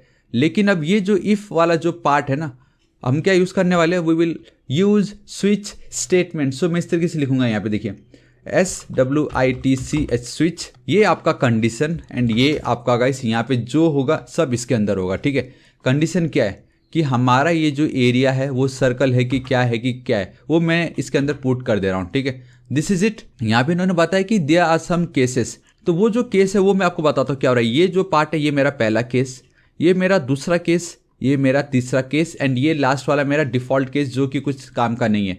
तो मैं इसको कर लेता हूँ कॉपी पेस्ट। ठीक है, एंड यहाँ पे गाइस मैं सर्कल इस तरीके से नहीं लिखने वाला, यहाँ पे सिर्फ और सिर्फ मैं एरिया लिख दूंगा। दिस इज इट, यहाँ पे मुझे सिर्फ एरिया लिखना है। एंड अब देखो कैसे, पहला केस मेरा पहला केस होगा ये, एंड यहाँ पे गाइस मैं क्या करूँगा, ये जो पार्ट है इसकी वैल्यू मुझे यहाँ पे पुट करनी रहती है। लेट्स से गाइस यहाँ पे मैं चल के, अब मैंने स्क्वायर क्यों लिखा यहाँ पे मैं लिख देता हूँ इस तरीके से गाइस सर्कल। ठीक है, पहले मैं ही सर्कल लिख देता हूँ इस तरीके से, इक्वल टू सिंपल। एंड यहाँ पे गाइस मुझे अब एक कॉलन पुट करना पड़ेगा, ये बहुत ही ज़्यादा इंपॉर्टेंट है कॉलन। एंड नाउ अब मैं कुछ भी कर सकता हूँ, यहाँ पे डायरेक्टली नीचे आ सकता हूँ या उसी लाइन पे मैं जा सकता हूँ। और मैं अब क्या करूँगा, अगर ये आपका सर्कल है तो इस तरीके से मैं console.log करने वाला हूँ। एक काम करता हूँ, एंटर हिट कर देता हूँ इस तरीके से एंड एज इट इज छोड़ देता हूँ। ये मेरा पहला पार्ट कंप्लीट। अब मेरा दूसरा केस, ठीक है, एंड दूसरा केस में मेरा क्या था, ये था मेरा ट्रायंगल को मैंने कॉपी की, यहाँ पे कर देता हूँ पेस्ट। ये जो मेरा पार्ट है इसको करता हूँ मैं कॉपी, यहाँ पे मैं कर देता हूँ इस तरीके से इसको पेस्ट। एक सेकेंड मैंने बाहर कर दिया क्या, ये इसको मैं एंटर हिट करता हूँ। सॉरी, मुझे कॉलन देना बहुत ही ज़्यादा इंपॉर्टेंट है। इस तरीके से मैंने कर दिया इसको पेस्ट। अब मेरा तीसरा केस देखो गाइस कितनी इजीली यहाँ पे मुझे एल्सिफ नहीं लिखना पड़ रहा है। यहाँ पे खाली मैं अब केस लिखते जा रहा हूँ, क्या एरिया ये है, क्या एरिया वाला ये है, इस तरीके से मैं बस चेक कर रहा हूँ। अगेन मेरा ये रेक्टेंगल कॉलन, अगेन मैं यहाँ पे चलता हूँ, इसको कर लेता हूँ मैं कॉपी इस तरीके से, यहाँ पे मैं कर देता हूँ इसको paste, control S save, this is it. देखो कितनी इजीली मेरा पार्ट हो गया। अब प्रॉब्लम क्या था, इसमें एलसीफ लिखते जाना पड़ रहा था मुझे। अब क्या खाली अगर मुझे कल के दिन सपोज लेट से स्क्वायर भी चाहिए तो मैं यहाँ पे जाऊँगा इस तरीके से स्क्वायर लिख दूंगा। यहाँ पे खाली मैं रेक्टेंगल के बदले स्क्वायर लिख दूंगा एंड जो मेरी वैल्यू होगी उसको मैं यहाँ पे पुट कर दूंगा। लेकिन अभी मैं वो नहीं करने वाला, मैंने आपको बताया कि इस तरीके से आप कर सकते हो। ठीक है, तो कितनी इजीली आपका स्विच स्टेटमेंट काम कर रहा है। एंड हाँ, इस पर एक और रहता है जो कि है आपका डिफॉल्ट, क्योंकि ये पार्ट रह गया ना कि अगर हमारा ये जो एरिया है किसी से भी मैच नहीं हुआ, किसी एक केस से भी मैच नहीं हुआ, तो क्या, तो गाइस उसके लिए हमारे पास रहता है दैट इज योर डिफॉल्ट। ये देखो आप देख सकते हो डिफॉल्ट, देन आपको कॉलन देना है एंड गाइस सेम आपको फिर वही करना है कि आपको एक और console.log देना पड़ेगा कॉपी। एंड यहाँ पे आप ये जो पार्ट है इसको console.log को कॉपी करो एंड यहाँ पे आप इस तरीके से उसको पेस्ट कर दो। This is it, please enter valid data. तो आप देख सकते हो गाइस कितनी इजीली हमने एक काम करता हो, अच्छे से दिखाता हो इसको, तो आप खुद ही देख सकते हो गाइस कितनी इजीली हमने हमारा पार्ट कंप्लीट कर लिया यूजिंग स्विच स्टेटमेंट। तो अब क्या होगा कि ये जो एरिया है वो है सर्कल, तो वो जो सर्कल थी वो यहाँ पे आ गई। अब वो चेक करेगा कि सर्कल की वैल्यू किन से मैच हो रहा है। अगर किसी एक केस से मैच हो गया तो उसका जो वो स्टेटमेंट है यहाँ पे आप देख सकते हो, अगर वो जो केस है, ठीक है, अगर वो मैच हो गया, अगर वो एक्सप्रेशन मैच हो गया तो उसी केस का जो स्टेटमेंट है उसको वो एग्जीक्यूट कर देगा। सिंपल। कंट्रोल एस सेव करता हूँ, यहाँ पे मैं चलता हूँ, ठीक है, इसको क्लीन कर देता हूँ, एंटर हिट करता हूँ एंड बूम गाइस। अब आप देख सकते हो प्लीज एंटर वैलिड डेटा। सबसे पहले मुझे ये डेटा है एंड इसका रीजन ये कि आई थिंक मैंने ऊपर वाले को अभी तक कमेंट नहीं किया है, तो ये जो पार्ट है पहले इसको मैं कर देता हूँ comment out. Control S save इस तरीके से रखता हूँ, यहाँ पे मैं चलता हूँ, अगेन मैं एंटर, एक काम करता हूँ अब एज इट इज रख देता हूँ। देखो you can vote, I think मैंने अभी तक ऊपर वाले को मैंने वो नहीं किया, इस वाले को, इसको भी मैं कर देता हूँ कमेंट आउट। ठीक है, मैं वापस नीचे आता हूँ इस तरीके से, परफेक्ट। अगेन इसको मैं क्लीन कर देता हूँ, एंटर हिट करता हूँ एंड बूम गाइस सी, सबसे पहले ये जो सर्कल था मैच हुआ, the area of circle is इतना। द मोमेंट ये मैच हो गया उसके बाद गाइस वो ट्रायंगल पे गया, the area of triangle is 10, मुझे ये आउटपुट आया। उसके बाद वो रेक्टेंगल पे गया, मुझे रेक्टेंगल की आउटपुट आ गई एंड फाइनली वो लास्ट में प्लीज एंटर वैलिड डेटा। तो गाइस ये जो ट्रिक है ये एकदम सही है, लेकिन इसमें एक प्रॉब्लम है। मैं अब भी आपको बताता हूँ कि क्या प्रॉब्लम हो रहा है इसमें, क्योंकि हमें क्या चाहिए, मैं चाहता हूं कि मुझे सिर्फ और सिर्फ एरिया ऑफ सर्कल चाहिए, लेकिन ये बाकी के ट्रायंगल, रेक्टेंगल और ये डेटा मुझे क्यों आ रहा है भाई, ये तो मुझे नहीं चाहिए था। तो मैं क्या करूंगा, इस टाइप की प्रॉब्लम को गाइस टैकल करने के लिए we have a break statement. See we have a break statement and I think आप में से बहुतों ने बहुत बार सुना भी होगा what is a break statement. So guys ये जो ब्रेक स्टेटमेंट है ये क्या करता है, it terminates the current loop switch और लेवल statement and transfer program control to the statement following the terminated statement. इसका मतलब ये कि वंस आपने ये जो कंडीशन लिखा, अगर वो कंडीशन फुलफिल हो गया उसके बाद वो हमारे इस स्विच केस को टर्मिनेट कर देता है एंड बाकी के केस को वो चेक नहीं करता। ब्रेक मतलब खत्म। अगर आपको एरिया ऑफ सर्कल ही चाहिए था बस उतना ही आपको मिलेगा। सो मैं यहाँ पे लिख देता हूँ break and this is it guys. And ये बहुत ही ज्यादा इंपॉर्टेंट है, आपसे पूछते हैं इंटरव्यू में the difference between break and continue, लेकिन कंटिन्यू का इतना कुछ फिलहाल काम नहीं है, ब्रेक बहुत ही ज्यादा इंपॉर्टेंट है, क्योंकि अब आपको पता चलेगा कि यहाँ पे हमें ब्रेक की क्यों नीड थी। द मोमेंट में एंटर हिट करता हूँ एंड बूम गाइस, अब मुझे सिर्फ और सिर्फ सर्कल का ही डेटा मिलने वाला है because of this break statement. लेकिन आपको ये हर जगह लिखना पड़ेगा, तो ब्रेक, यहाँ पे मैं चलता हूँ ब्रेक एंड यहाँ पे तो लिखने की कोई नीड ही नहीं है, इस तरीके से ब्रेक एंड यहाँ पे मैं लिख देता हूँ इस तरीके से ब्रेक। अब अगर कल के दिन मुझे चाहिए सपोज ट्रायंगल, तो मैंने आपको बताया था एक जगह पे मैं सिर्फ चेंज करूंगा, बाकी मेरे सारे केसेस यहाँ पे ऑलरेडी है। एंटर हिट करता हूँ दी एरिया ऑफ ट्रायंगल, उसी तरीके से मुझे रेक्टेंगल का मिल जाएगा। एंड हाँ, अगर अब मैं यहाँ पे कुछ भी उल्टा फुल्टा लिख देता हूँ, एंटर हिट करता हूँ, तो आप देखोगे प्लीज एंटर वैलिड डेटा, क्योंकि ना वो ये वाले केस से मैच हुआ, ना इससे वो डिफॉल्ट में गया and please enter valid data वाला पार्ट हमें आ गया, क्योंकि वो मैच ही नहीं हो रहा है किसी से भी। आई होप गाइस अब आपको पता चल गया होगा स्विच स्टेटमेंट का वर्क क्या था। ऑलराइट गाइस, नाउ अब हम देखने वाले व्हाट इज व्हाइल लूप। ठीक है, so believe me guys while loop भी बहुत ही ज्यादा सिंपल है एंड मोस्टली गाइस आप कह सकते हो इंटरव्यू नहीं तो प्रैक्टिस सेट में आपसे ये क्वेश्चन जरूर पूछेंगे, the difference between while loop and ये डू व्हाइल लूप, इन दोनों के बीच में डिफरेंसेस पूछते ही पूछते। ठीक है, तो आप बहुत ध्यान से सुनिएगा, देखिए क्या है। So what is a while loop statement, the while loop statement creates a loop that executes a specified statement as long as the test condition evaluates to true. It means कि गाइस कोई condition होगा, जब तक वो true रहेगा उसके अंदर हम जो भी स्टेटमेंट लिखने वाले हैं उसको वो इवेल्युएट्स करता जाएगा। ठीक है, इसको गाइस हम प्रैक्टिकली देखते तब बिलीव में आपको बहुत अच्छे से समझेगा। ठीक है, सो देखो मैं चलता हूँ यहाँ पे, सिंपली लेट्स से गाइस मुझे क्या करना है, 1 से लेके 10 तक नंबर को प्रिंट करवाना है। लूप मतलब वही होता है कि सेम चीज को रिपीट करते रहो एंड हमारे केस में जब तक वो कंडीशन ट्रू है तब तक रिपीट करते रहो, सिंपल। ठीक है, सो सपोज मेरा आउटपुट होना चाहिए 0 1 2 3 4 5 6, इस तरीके से मेरे को आउटपुट चाहिए 10 तक। तो मैं कैसे कर सकता हूँ, देखो एक सिंपल ट्रिक तो ये है, अगर मैं यहाँ पे चलूँ console.log इस तरीके से 1, ठीक है। अब मैं जो बता रहा हूँ आप ध्यान से सुनिए इस तरीके से, ऑलरेडी वाले पार्ट को मैं हटा देता हूँ, यहाँ पे मैं चल के कर देता हूँ 2। मैं ही शॉर्टकट बता रहा हूँ, बहुत सभी लोग ऐसे भी करते हैं, मैंने बहुत देखा, मेरे टाइम में भी ऐसा हुआ है। मैं यहाँ पे चलता हूँ, हालांकि हमने तब सी में ये देखा था, अभी तो हम जावास्क्रिप्ट कर रहे हैं। CLS करता हूँ एंड अगर मैं यहाँ पे चल के इंडेक्स, ठीक है, .js लिखता हूँ, तो गाइस आप देख सकते हो मुझे ये प्रॉब्लम आ रहा है। ठीक है, लेकिन अगर मैं नोड, एक सेकेंड में यहाँ पे चलता हूँ, नोड index.js एंड सी, अब मुझे क्या रहा 1 2 3 4, जो कि सही है, हमें यही आउटपुट में चाहिए था 1 2 3 4 टोटल 10 तक। लेकिन अब मुझे बताओ क्या ये अप्रोच जो है ये सही है? नहीं, ये सबसे फालतू है, ये कोई करता भी नहीं ऐसे, ठीक है। एंड अभी भी ये प्लीज एंटर वैलिड डेटा वाला जो एक पार्ट आ रहा है वो शायद यहाँ से आ रहा है, तो इसको थोड़ी देख लेगा। सब में क्या करता हूँ, हमने स्विच स्टेटमेंट तो ऑलरेडी देख लिया है, तो गाइस इस साइड में देखा कितना यूजफुल है। ये देखो यहाँ पे हमारा काम चल रहा है, मैं यहाँ पे चलता हूँ। ऑलराइट, आई होप आपने ये देख लिया होगा, अभी भी बहुत बाकी है, ठीक है। चलो ठीक है, इसको मैं एज इट इज रखता हूँ। तो ये जो था अप्रोच है सबसे फालतू है। यहाँ पे देखो वाइल लूप हमें कैसे मदद करती है। तो सिंपल देखो, वाइल आपको लिखना पड़ेगा गाइस सिंपली वेयर, मैं यहाँ पे चलता हूँ num equal to let's go with 10, let's say मेरा नंबर 10 है, ठीक है। मैं यहाँ पे लिखता हूँ इस तरीके से वाइल लूप हम लिख रहे, तो वाइल कीवर्ड मुझे यूज़ करना पड़ेगा। Again it's reserved keywords in JavaScript, ठीक है। यहाँ पे मैं लिखता हूँ जब तक मेरा ये जो नम है ये इक्वल टू लेस देन और इक्वल टू 10 नहीं हो जाता, तब तक मुझे कुछ ना कुछ करवाते रहना है, या इसके अंदर जो भी मैं डेटा लिखूंगा या जो भी स्टेटमेंट होगा उसको वो लूप करवाते रहना है, ठीक है। तो सबसे पहले मेरा काम होगा कि दी मोमेंट मैं यहाँ पे आऊँगा मैं कंसोल डॉट लॉग करवाऊंगा किसको, नम की वैल्यू को, सिंपल। एंड अब नेक्स्ट टाइम क्या होगा, उसको मुझे इंक्रीमेंट भी तो करवाना है। अगर मैं एज इट इज लिख दूं, हाँ, तो देखो गाइस क्या प्रॉब्लम होता है। अब मैं इसको साइड में लेके चलता हूँ, राइट साइड में, ध्यान से देखना क्या प्रॉब्लम होने वाला है। इसको मैं क्लीन कर देता हूँ, एंटर हिट करता हूँ। अब देखो गाइस इन्फिनिट लूप हो गया, ये चलता ही जा रहा है, ये चलता ही जा रहा है गाइस। मुझे कंट्रोल से प्रेस करना पड़ेगा पहले। तो देखो the terminal has no selection to copy, देखा क्या आप देख सकते हो गाइस। यहाँ पे आप ये देखिए ना, स्क्रॉल बार, माय गॉड कितना नीचे आ चुका है ये। सो गाइस ये आपका इन्फिनिट लूप बन गया था, इसको हम बोलते हैं इन्फिनिट लूप, ठीक है। ये आपका इन्फिनिट मतलब अब हम कुछ कर ही नहीं सकते, आपका ये इन्फिनिट लूप बन गया था जो चलते ही जा रहा, कभी रुकने का नाम नहीं लेगा।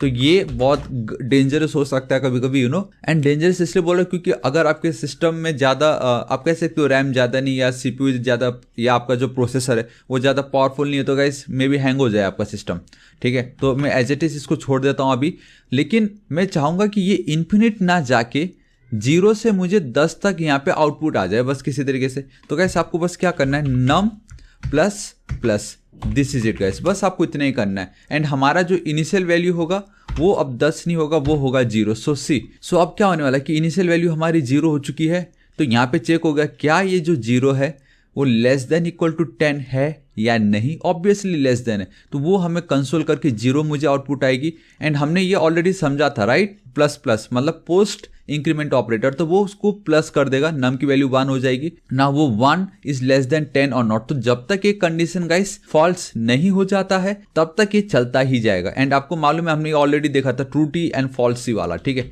कंट्रोल एस सेव करता हूँ, CLS करता हूँ, एंड बूम गाइस सी 0 से लेके 10 तक मुझे आउटपुट आ गया।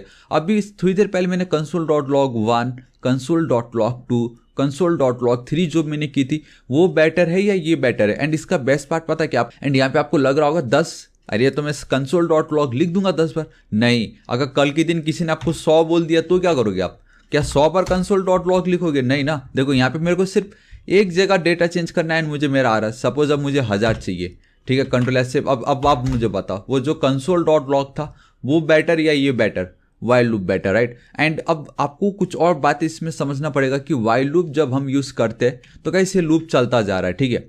लेकिन इसमें एक चीज ये हो रहा है कि जब भी इसके अंदर ये जो पार्ट दिख रहा है इसको हम बोलते हैं ब्लॉक स्कोप। क्या बोलते हैं गाइस हम इसको, ब्लॉक स्कोप, बिकॉज ये जो कर्ली ब्रेसेस ये एक ब्लॉक है, ठीक है। इस ब्लॉक के अंदर मैं काम करता हूँ, यहाँ पे मैं लिख भी देता हूँ ब्लॉक स्कोप। ये बहुत ही ज़्यादा इंपॉर्टेंट वर्ड है क्योंकि आगे आपको पता चलेगा ये block scope versus function scope क्या होता है। तो आप ध्यान से सुन लीजिएगा, ब्लॉक स्कोप, ठीक है। तो क्या हो रहा है कि जब तक ये कंडीशन फॉल्स नहीं हो जाता ये चलता ही जाता है। एंड हम यहाँ पे इंक्रीमेंट कर रहे हैं, ये काम चलता जा रहा है, कोई प्रॉब्लम नहीं है। लेकिन आपसे इंटरव्यू में पूछेगा तो इसमें फिर ऐसा क्या है, इसकी खासियत क्या है। इसकी खासियत ये है कि जब भी ये ब्लॉक स्कोप जो है, इसका जो ये ब्लॉक है उसके अंदर वो तभी एंटर करता है जब इसकी वैल्यू ट्रू होती है तो ही, वरना अगर आपने यहाँ पे लिख दिया इस तरीके से 20, कंट्रोल एस सेव कर देता हूँ। अब हमारा नम की जो वैल्यू है वो है 20, तो क्या 20 इज लेस देन, एक सेकेंड यहाँ पे अब 1000 नहीं 10 रखना है, ठीक है। क्या ये जो 20 है वो लेस देन या इक्वल टू है 10 का, ऑब्वियसली नहीं है। तो इस केस में वो कभी इस ब्लॉक स्कोप के अंदर जाएगा ही नहीं, इस कर्ली ब्रेसेस के अंदर वो जाएगा ही नहीं, एंड हमें कुछ आउटपुट आने वाला ही नहीं है, ठीक है। तो इसको मैं CLS कर देता हूँ, एंड सी गाइस हमें कुछ आउटपुट नहीं आ रहा। तो ये बहुत ही ज़्यादा इंपॉर्टेंट है कि वाइल लूप पहले कंडीशन को चेक करता है, एंड देन अपने स्कोप के अंदर वो एंटर करके जो आउटपुट हमें देना वो हमें दे रहा होता है, ठीक है। अब ये मैंने आपको इसलिए एक्सप्लेन किया क्योंकि अब हम जो देखने जा रहे हैं वो है आपका do while loop, and in दोनों के बीच में डिफरेंसेस बहुत ही ज़्यादा इंपॉर्टेंट है। सी इसको मैं हटाता हूँ इस तरीके से, सिंपल, ठीक है। अब बहुत ध्यान से देखिए, ये मेरा वाइल लूप है, ये मेरा डू वाइल लूप है। अभी मैं क्या करता हूँ, इसी सेम पार्ट को डू वाइल लूप में मैं आपको कन्वर्ट करके बताता हूँ, एंड आप मुझे बताना दोनों में से कौन सा बेटर है एंड क्यों ये इतना पूछा जाता है इंटरव्यू में, ठीक है। देखो ये जो वेर नम है, चलो ठीक है, मैं यहाँ पे चलता हूँ, मैं अगेन वेर नम, ये मैं एज इट इज लिखने वाला हूँ, इक्वल टू 20, नॉट 20 सॉरी 0 लिखता हूँ, एंड यहाँ पे भी अभी फिलहाल 20 रहने देता हूँ वहाँ पे, ठीक है। अभी देखो while loop and do while loop में क्या है,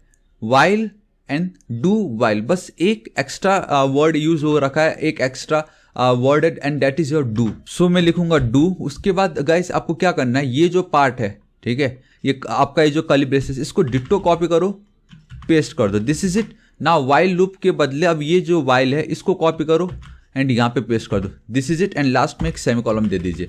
सो गाइस ये है आपका डू वाइल लूप, एंड ये था आपका सिर्फ वाइल एंड देन लूप, ये है आपका do and then while and then loop. So अब दोनों में डिफरेंस क्या है, देखो गाइस, अगर आपने नोटिस की होगी तो मैंने कुछ एक्स्ट्रा ऐड नहीं किया, सिर्फ एक चीज एक्स्ट्रा ऐड कर दिया and that is do, and बाकी मैंने इनका जो स्टाइल था वो चेंज कर दिया। डू के बाद मैंने डायरेक्टली इसको लिख दिया, एंड वाइल जो पार्ट था ये मैंने यहाँ पे रख दिया। लेकिन गाइस अभी मैं क्या करता हूँ, ये जो पार्ट है ना मेरा, इसको मैं कमेंट आउट कर देता हूँ, एंड अब हम ये देखते हैं कि हमें इसका आउटपुट क्या आ रहा है, ठीक है। एटलीस्ट आउटपुट तो देख लिया हम लोग पहले, सी गाइस सेम आउटपुट है इसमें एंड देन इसमें कोई डिफरेंस नहीं है, आउटपुट हमें एकदम परफेक्टली आ रहा है। लेकिन फिर दोनों में डिफरेंसेस क्या है एंड ये इंटरव्यू में इतना क्यों पूछा जाता है। सो देखिए गाइस, सबसे ज्यादा main problem do while loop में ये है कि जब आप इस तरीके से कोई भी एक कंडीशन दे रहे हो, आई मीन आपने एक वेरिएबल असाइन कर दी नम, आई मीन आपने क्या किया, एक नम नाम का वेरिएबल को डिक्लेयर किया एंड उसमें एक वैल्यू असाइन कर दी दैट इज योर 0। तो जब हम डू वाइल लूप को यूज कर रहे हैं तो आपने नोटिस की डू एंड देन ये लूप चल गया एंड बाद में जाके वाइल लूप आ रहा है, ठीक है। तो हो ये रहा है कि, तो यहाँ पे ये हो रहा है कि गाइस वो डायरेक्टली हमें आउटपुट दे रहा है एंड उसके बाद जाके वो कंडीशन चेक कर रहा है, समझ रहे हो। ये ऐसा हुआ कि गाइस अगर आप ऐसे क्लब पार्टी में जा रहे हो जहाँ पे स्ट्रिक्टली बोला गया है कि भाई अगर आपकी एज 18 से ज़्यादा है तो ही आप एंटर कर सकते हो वरना नहीं कर सकते, ठीक है। तो वो गाइस वाइल लूप में एकदम परफेक्ट है वो, if your age is greater than 18 then आप एंटर कर सकते हो। लेकिन डू वाइल लूप के केस में क्या हो रहा है, कहीं पे कुछ चेक ही नहीं हो रहा है यार, मतलब ये तो रॉन्ग है ना, यहाँ पे कुछ चेक ही नहीं हो रहा, वो पहली हमें आउटपुट मिलने ही वाला है, चाहे कुछ भी हो जाए हमें पहला आउटपुट मिलने वाला है एंड बाद में जाके वो डेटा चेक हो रहा है, क्योंकि यहाँ पे हम कंडीशन चेक नहीं कर रहे एंड पहला आउटपुट दिखाने के बाद नम की जो वैल्यू उसको इंक्रीमेंट करने के बाद तब जाके हम जो वो वैल्यू है उसको चेक कर रहे हैं। सो यही इन दोनों में डिफरेंसेस है कि वाइल लूप क्या करता है, जब तक कंडीशन चेक नहीं हो जाता तब तक वो गाइस हमें जो भी डेटा हो वो नहीं दिखाता, लेकिन डू वाइल लूप में चाहे कंडीशन सेटिस्फाइड हो या ना हो हमें आउटपुट मिलता ही मिलता है, सिर्फ एक बार के लिए, ठीक है। अगर कंडीशन सेटिस्फाइड नहीं होता, सपोज यहाँ पे 20, आप खुद देख सकते हो इस वाले पार्ट पे जब हमने 20 लिखी थी हमें गाइस कुछ डेटा नहीं आया, लेकिन डू वाइल लूप में अगर मैं यहाँ पे चलता हूँ, एंटर हिट करता हूँ, सी एटलीस्ट मुझे एक ना एक डेटा तो मिलने ही वाला है, and because of this console.log 20 जो मैंने लिखी थी, एंड जब डू के अंदर वो गया console.log नम में, यहाँ पे 20 हमें मिल गई, नम को हमने इंक्रीमेंट कर दिया। अब यहाँ पे क्या हुआ कि गाइस इसने देखा 20, क्या ये जो 20 है वो 10 से छोटा या उसके बराबर है, नहीं है, तो गाइस वो बाहर चला गया, फिर वो कभी इसके अंदर गया ही नहीं डू वाइल लूप के, वो डायरेक्टली बाहर टर्मिनेट हो गया। तो ये होता है आपका डू वाइल लूप, ठीक है। एंड गाइस मैं आपको बताता हूँ कि ये बहुत ईजी तरीका था, अगर मैं आपको यहाँ पे इस तरीके से डिबगर लगा देता, ठीक है, तो शायद आपको और बेटर समझेगा, क्योंकि मज़ा आ जाता है जब हम इस तरीके से देखते हैं, ठीक है। इसको मैं करता हूँ कॉपी, यहाँ पे चलता हूँ, यहाँ पे मैं पेस्ट कर देता हूँ एंड एंटर हिट करता हूँ, देखो गाइस ये डिबगर मोड में चला गया। अभी मैं अगर नेक्स्ट करता हूँ, ये देखो गाइस वो डायरेक्टली console.log नम में मेरी कौन सी वैल्यू है 20, एंटर हिट की, देखो गाइस अभी यहाँ पे वो 20 ही है, ध्यान से देखो, ये जो नम है ये भी 20 है, ये जो नम है ये भी 20 है, एंड ये वाला जो नम है ये भी 20। लेकिन अभी हम यहाँ पे क्या करें, post fix increment, the moment मैंने ऐसे की, अब अगर मैं नम पे चलता हूँ, बूम गाइस सी नाउ ये 21 हो चुका है आपका। ये जो नम था जो 20 थी, जब यहाँ पे वो गया तब वो 20 नहीं, वो आपका 21 हो चुका था। 21 जो है 10 से छोटा या उसकी इक्वल टू है या नहीं, ऑब्वियसली नहीं है, तो वो गाइस देखो कुछ नहीं, वो डायरेक्टली बाहर चला गया, देखो 20 आ गया, समझे। तो इस तरीके से गाइस आपका ये काम चल रहा होता है। ऑलराइट, आई होप आपको पता चल गया होगा what is do while loop and what is while loop. While loop में आपका अगर कंडीशन फॉल्स तो एक भी आउटपुट नहीं आने वाला। डू वाइल लूप में वाली कंडीशन फॉल्स हो एटलीस्ट एक आउटपुट देता है, क्योंकि वो कंडीशन लास्ट में चेक कर रहा है एंड वाइल लूप पहले चेक करता है कंडीशन को, यही डिफरेंस है बस, ठीक है। Now what is a for loop. So हम थोड़ा नीचे चलते हैं and alright guys now so guys अब हम देखते हैं कि what is a for loop. And for loop को बताने से पहले I think we have something over here.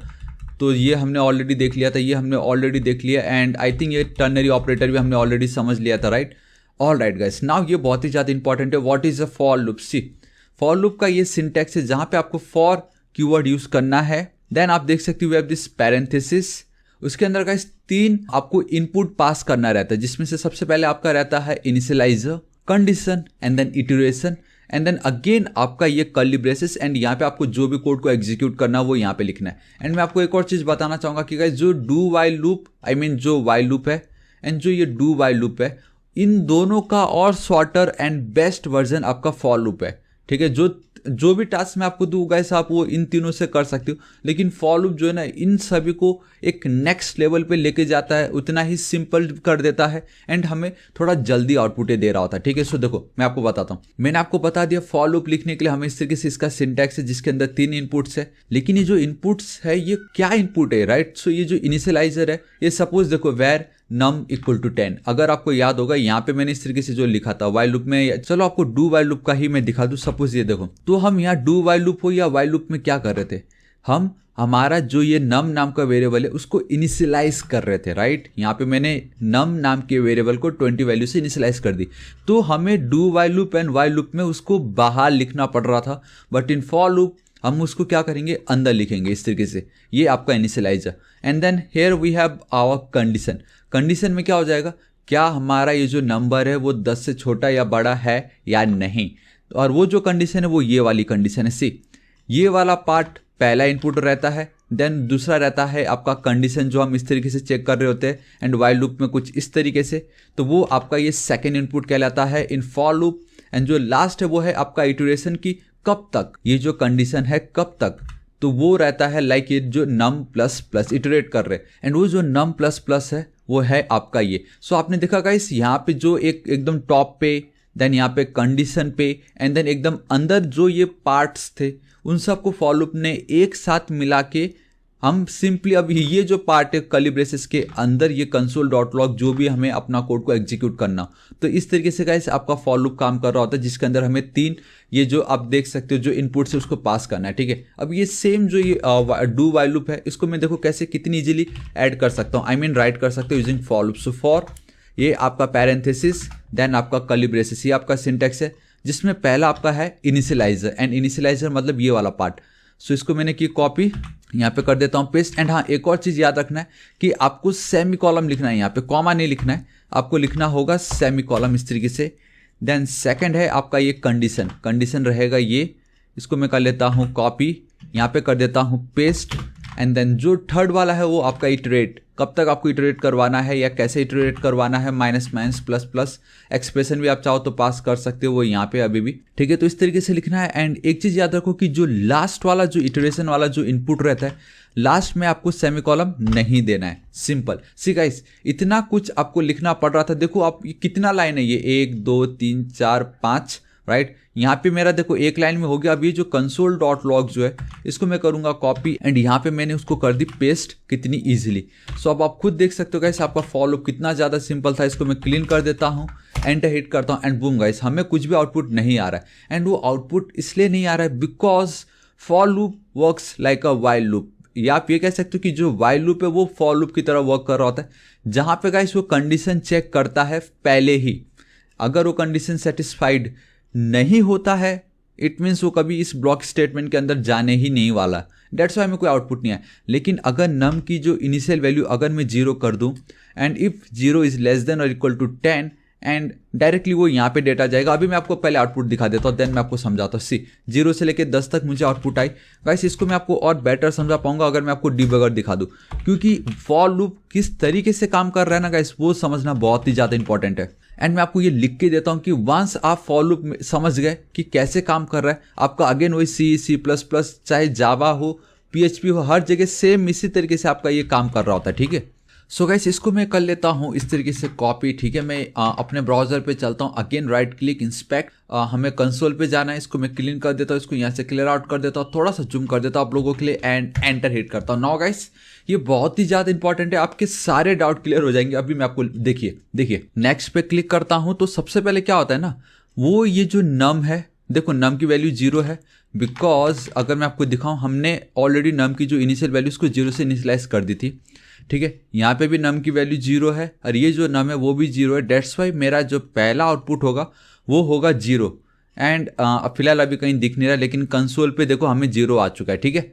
मैं अगेन यहाँ पे चलता हूँ, मैं अब नेक्स्ट करूँगा, लेकिन उससे पहले देखो जब हमारा पहला आउटपुट आ जाता है ना इस तरीके से, उसके बाद गाइस हमारा जो कमांड है, जो हमारा पॉइंटर है, वो डायरेक्टली ये जो नम प्लस प्लस है वो वहाँ पे जाता है, समझ रहे हो। वो वापस यहाँ पे नम 0 नहीं होगा। वंस पहला आउटपुट आ गया, सपोज अभी 0 आ गया, अब हमारा वो जो पॉइंटर है वो ये जो नम प्लस प्लस है वो वहाँ पे जाता है एंड जब वहाँ पे जाएगा तो ये क्या हो रहा है, इंक्रीमेंट कर देगा उसकी वैल्यू को। सी नाउ अब ये नम की वैल्यू 1 हो गई, पहले 0 थी ये 1 हो गई एंड यहाँ पे अगर अब मैं आपको दिखाऊं तो इसकी वैल्यू 1 हो चुकी है। क्या 1 जो है 10 से छोटा या उसके बराबर है? ऑब्वियसली नहीं है, तो अगेन वो जाएगा नम एंड कंसोल पे चला गया। अब हमें वापस आउटपुट आने वाला है यहाँ पे, ठीक है। मैं अगेन आपको कंसोल पे लेके चलूँ तो अब गाइस देख सकते हो कि मुझे पहली 0 वैल्यू, दूसरी मुझे 1 आ चुकी है। अब ये जो मेरी नम की वैल्यू है वो 1 हो चुकी है, ठीक है। मैं अगेन यहाँ पे लेके चलता हूँ, देखो अभी 1 है, द मोमेंट मैं नेक्स्ट करता हूँ अब इसकी वैल्यू 2 हो चुकी है, नम की वैल्यू अब 2 हो गई है। तो इस तरीके से गाइस यहाँ पे जाऊँगा, मुझे यहाँ पे अब 2 वैल्यू मिलने वाली है, ठीक है। वापस जैसे ये 2 हुआ अगेन हमारा पॉइंटर यहाँ पे आ गया नम प्लस प्लस पे, अब इसकी वैल्यू 3 हो गई, ठीक है। सो गाइस इसको मैं जल्दी से स्किप करता रहता हूँ। आप देख सकते हो आई डोंट नो मैंने कितना कर दिया इसको, ऑलराइट 6 तक हो गया।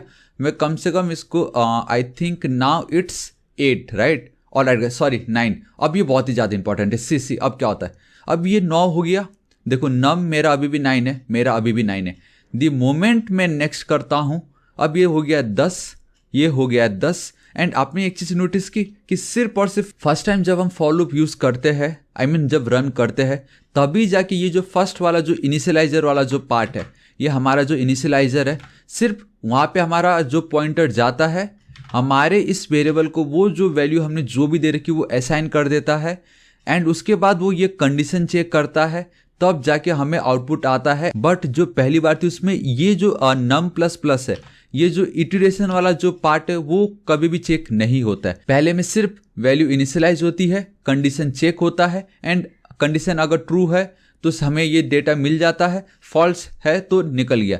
लेकिन जैसे ही सेकेंड इटरेशन आया डायरेक्टली वो नम मतलब हमारे नम पार्ट पे चला जाएगा एंड कंडीशन चेक होगा, उसके बाद वो कभी भी हमारा पहला जो ये इनिशियलाइजर है वहाँ पे वो विजिट नहीं करता है। तो ये आपको समझना जरूरी है। एंड मैंने जैसे कि आपको दिखा दिया था कि 9 था, अभी हमारा 10 हो चुका है।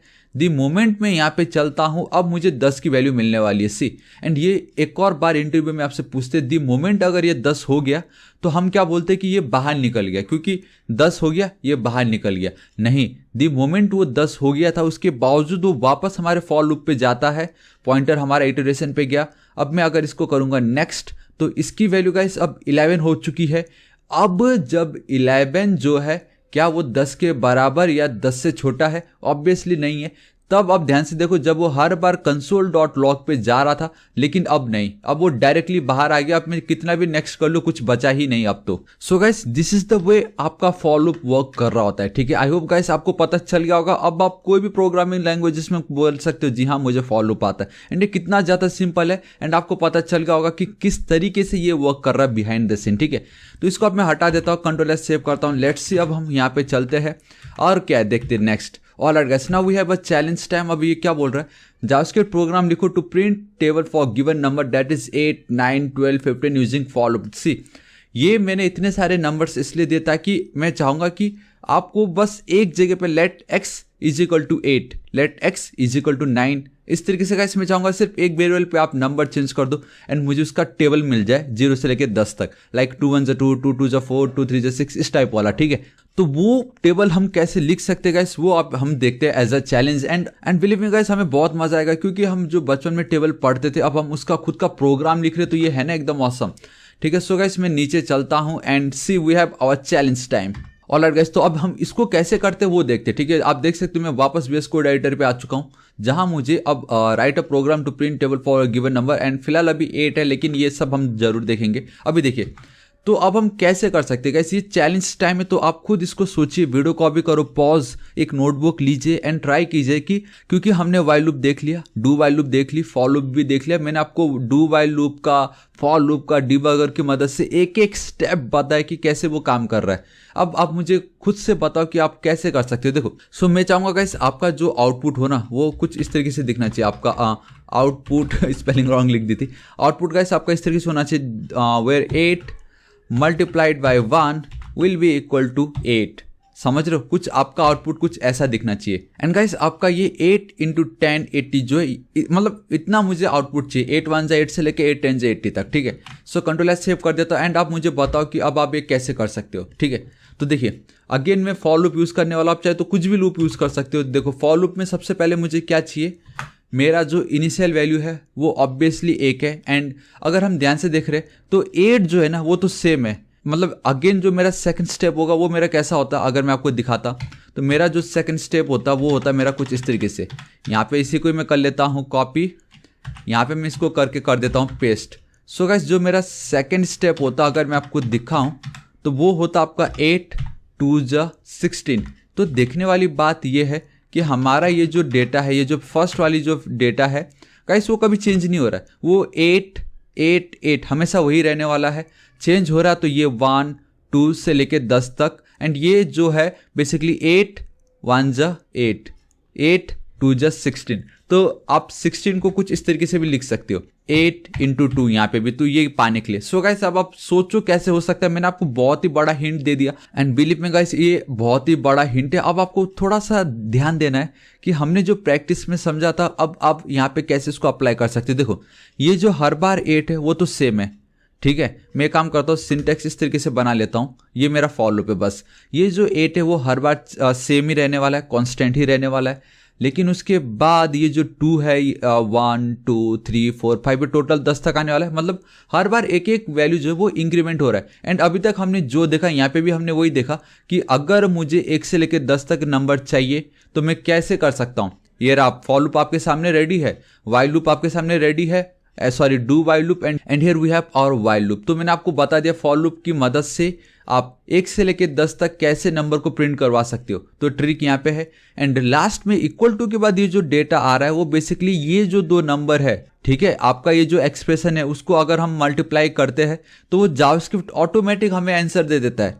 समझ रहे हो मैं क्या बोल रहा हूँ। ये देखो, अगर मैं ब्राउजर पे चलता हूँ, इसको मैं क्लीन कर देता हूँ इस पार्ट को, ठीक है। अगर मैं यहाँ पे सिंपली आपको मैंने स्टार्टिंग में बताया था 8 2 एंटर हिट करता हूँ 16, 8 3 एंटर हिट करता हूँ 24, तो वो हमें ऑटोमेटिक दे देता है। सो गाइस आई होप इतना जो हिंट है it is more than enough. अब आप खुद से ट्राई करो कैसे कर सकते हो, लेकिन मैं आपको करके बताता हूँ कि इसको मैं किस तरीके से कर रहा हूँ, ठीक है। देखिए, तो सबसे पहले मैं क्या करता हूँ कि मुझे 1 से लेके 10 तक वैल्यू को है जो प्रिंट करवाना था, ठीक है। तो सेम वही है, where num is equal to 1, ठीक है। अब मैं करता हूँ मेरा जो नम होगा it should be less than and equal to 10, then semicolon and then num plus plus. अगर मैं सिर्फ इतना लिखता हूँ, ठीक है, कंसोल डॉट लॉग, और अगर मैं यहाँ पे नम लिख देता हूँ एंड यहाँ पे अगर मैं चल के इसको रन करूँ, सो गाइस मुझे 1 से लेकर 10 तक ये मिलने वाली। इट मीन्स ये वाला जो पार्ट था वो मेरा कंप्लीट हो चुका है। अब मुझे उसके आगे ये मल्टीप्लीकेशन एंड देन ये 8 चाहिए, ठीक है। तो देखो वो मैं बहुत इजीली कर सकता हूँ, मैं यहाँ पे चल के कर देता हूँ इस तरीके से, वेर मैं लिख देता हूँ टेबल ऑफ, मुझे जिसका भी टेबल ऑफ चाहिए, मतलब मुझे जिसका भी टेबल चाहिए बेसिकली वो है, इसलिए मैंने टेबल ऑफ लिख दिया। इस तरीके से मैंने लिख दी 8, ठीक है। अभी देखो मैं क्या करता हूँ, यहाँ पे मैं इस तरीके से कर सकता हूँ टेबल ऑफ, मैं यहाँ पे चलता हूँ इस तरीके से। मैं क्या करूँगा इस स्ट्रिंग कॉन्केटिनेशन यूज करने वाला हूँ, तो मैं यहाँ पे लिख देता हूँ मल्टीप्लीकेशन का sign and this is it. बस इतना मैं लिख देता हूँ, छोड़ देता हूँ, कंट्रोल एस सेव करता हूँ, एंड सॉरी मुझे यहाँ पे कॉन्केटिनेशन तो यूज करना पड़ेगा, एंड दिस इज इट, ठीक है। अभी मैं यहाँ पे इसको कर देता हूँ CLS, एंटर हिट करता हूँ। तो गाइस अब आप एटलीस्ट देख सकते हो 8 इंटू 1 8 इंटू 2 8 इंटू 3 टोटल मुझे 10 तक आ गया। अब मुझे क्या चाहिए, उसके बाद एक इक्वल टू चाहिए, तो मैं यहाँ पे अगेन इसको कॉन्केटिनेट करूंगा, थोड़ा सा इसको नीचे कर सकता हूँ क्या मैं साइड में, perfect. See equal to sorry मैंने लिखा प्लस, अगेन यहाँ पे मुझे एक इक्वल टू पुट कर देना इस तरीके से, दिस इज इट। सिंपल। अब मैं अगेन यहाँ पे चलता हूँ, एंटर हिट करता हूँ। एटलीस्ट हम यहाँ तक तो पहुँच ही गए है कि नहीं। तो गाइस इस तरीके से वन बाय वन एक एक पीस ऑफ डेटा को हमें डिकोड करके देन हमारा फाइनल आउटपुट आता है। ठीक है, देखो मैं कितने अच्छे से आपको एक एक स्टेप बाय स्टेप समझा रहा हूँ, है कि नहीं। चलो कोई नहीं, इतना हो गया। टेबल ऑफ ये अब सिंपल है ना यार। अब तो यहाँ पे गाइस आपको बस क्या करना है मालूम है, यहाँ पे अब आपको सिंपली लास्ट जो आपका डेटा होगा दैट इज 8x1, ये जो पार्ट है टेबल इंटू नम, ये करना है। यहाँ पे देखो मैं क्या करता हूँ, यहाँ पे आपको सिंपली पैरेंथेसिस लिख देता हूँ मैं। यहाँ पे अगर आप ना लिखोगे तो भी चलेगा, नहीं लिखते मैं करता हूँ टेबल ऑफ को, एक सेकेंड इसको मैं हटाता हूँ थोड़ी देर के लिए। टेबल ऑफ को मुझे मल्टीप्लाई करना है विथ ये नंबर से। दिस इज इट गाइस, सी कितना ज़्यादा सिंपल था ये। सो टेबल ऑफ हमेशा कांस्टेंट रहने वाला है 8 एंड ये हमेशा 8 ही रहने वाला है। ये जो नम को मैं हर बार इंक्रीमेंट कर रहा हूँ तो इसमें हर बार नम की वैल्यू चेंज होती जाएगी। So 8 into 1 will be equal to 8 into 1 8। Second में गाइस क्या होगा आपको याद है, वो अब हमारा जो पॉइंटर है डायरेक्टली यहाँ पे जाएगा, वैल्यू इंक्रीमेंट होके ये हो जाएगी 2। कंडीशन चेक होगा क्या 2 से 10 छोटा है या बड़ा है, ऑब्वियसली छोटा है, तो वापस यहाँ पे 8 इंटू नाउ नम की वैल्यू तो अब 2 हो गई है ना इंक्रीमेंट के बाद, तो 8 into 2 equal to 8 2 just 16। Control S save. ठीक है, मैं यहाँ पे चलता हूँ राइट साइड में, अगेन इसको मैं करता हूँ CLS। Now 3 2 1 and boom guys, see 8 1 जा 8 2 जा 16 24 32 8 10 जा 80। अब आपको खाली क्या करना, अगर आपको 20 तक चाहिए तो यहाँ पे नम की वैल्यू को 20 कर दीजिए, एंटर हिट कर दीजिए, तो अब आपको ये 20 तक मिल जाएगी। मतलब देखो अब आप अपना खुद का टेबल क्रिएट कर रहे हो। अगर आपको नहीं भी आइडिया कि क्या है तो कैसे आप इस तरीके से टेबल क्रिएट कर सकते हो। एंड मैंने आपको यहाँ पे बताया था लाइक 9 12 15, अब तो कोई प्रॉब्लम ही नहीं है। खाली ये जो टेबल ऑफ ऑपरेटर है, आई मीन ये जो वेरिएबल है, यहाँ पे अगर 9 का चाहिए तो 9 लिख दीजिए, इसको CLS कर देता हूँ, एंटर हिट करता हूँ, सी मुझे 9 का टेबल मिल गया। अब अगर मुझे 12 का चाहिए तो मैं 12 सिर्फ यहाँ पे 12, मैंने आपको बताया था सिर्फ एक जगह मुझे वैल्यू चेंज करनी है एंड मुझे डेटा मिलता जाएगा, कितनी इजीली है कि नहीं। ये ऑसम गाइस, मतलब कैसा लगा आपको, इसको बोलते हैं स्मार्ट वर्क, जहाँ पे ज़्यादा प्रॉब्लम नहीं, बहुत इजीली अब हम अपना टेबल खुद का क्रिएट करवा सकते हैं। सो गाइस आपको कैसा लगा, ये था ना एकदम ऑसम। मतलब धीरे धीरे अब हम एडवांस टॉपिक्स पे जाने लगे हैं एंड हम बेटर जो चैलेंजेस है उसको कंप्लीट करने लगे हैं कि नहीं। अब अगर आपने कभी जावास्क्रिप्ट किया ही नहीं था, अगर आपको कुछ आइडिया नहीं था, तो गाइस आपको ये कितनी मेहनत लगती, लेकिन नाउ अब आपको धीरे धीरे सब पता चल चुका है। तो हमने साथ मिलके गाइस ये कितनी ईजिली इसको अचीव कर लिया है कि नहीं। सो गाइस मैं बताना चाहूँगा, अभी तक अगर आपने मेरे इस वीडियो को लाइक नहीं किया तो प्लीज़ गाइस लाइक जरूर कर दीजिएगा।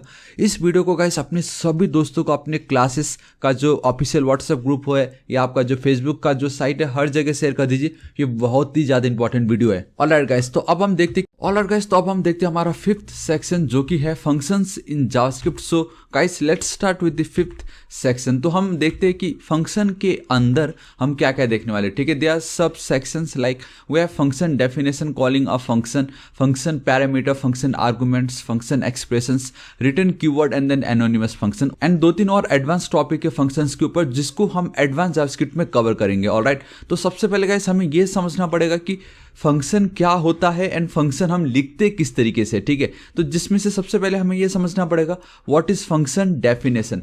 ऑलराइट गाइस, तो आप देख सकते हो मैंने ऑलरेडी जो भी हमारे फंक्शंस के डेफिनेशन है उसको ऑलरेडी यहाँ पे इंक्लूड किया हुआ है ताकि आप इसको बहुत आराम से रीड कर सको। ठीक है, लेकिन फिर भी गाइस मैं आपको एक्सप्लेन तो करने ही वाला हूँ। तो सबसे पहले हमें ये देखना है what is a functions in JavaScript. And ऐसा नहीं कि सिर्फ जावास्क्रिप्ट में ही फंक्शन का मतलब ये होता हो, कोई भी प्रोग्रामिंग लैंग्वेज आप उठा लो वहाँ पे फंक्शन का मतलब भी वही रहने वाला है। So what is a function, देखिए a JavaScript function is a block of code design to perform a particular task. ये क्या गाइस, एक ब्लॉक ऑफ कोड है जिसको डिजाइन किया गया है to perform a particular task. Simple, बस इसका इतना ही मतलब है, एक block of code design to perform a particular task. ठीक है, तो अब हम धीरे धीरे स्टेप बाय स्टेप समझेंगे कि फंक्शन क्या होता है, किस तरीके से लिखना है एंड इसकी क्यों इतनी वैल्यू है एंड ये इतना क्यों फेमस है एंड ये इतना इंपॉर्टेंट क्यों है।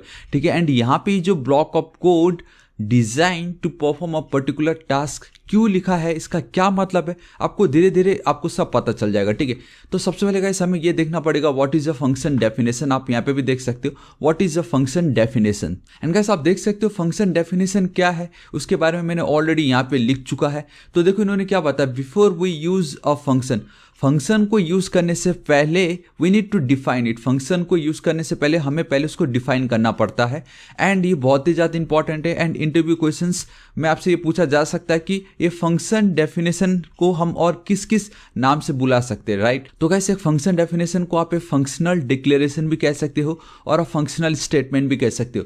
सो a function definition also called a function declaration और a function statement consist of the function keyword followed by the name of the function, the list of parameters to the functions, ये बहुत ज़्यादा important है, parameters का मैं अभी आपको समझाऊंगा, enclosed in parenthesis and separated by the commas, and then the JavaScript statement that defines the functions enclosed in a curly brackets। ठीक है, तो गाइस अब ये क्या होता है मैं अभी आपको बताता हूँ। देखो इन्होंने सबसे पहले एक बात ये बताई है कि फंक्शन को यूज करने से पहले हमें पहले तो उसको डिफाइन करना पड़ता है, एंड सिंपल दैट्स वाई इसका नाम फंक्शन डेफिनेशन पड़ा, बिकॉज फंक्शन को यूज करने से पहले we need to define the function, that's why function definition.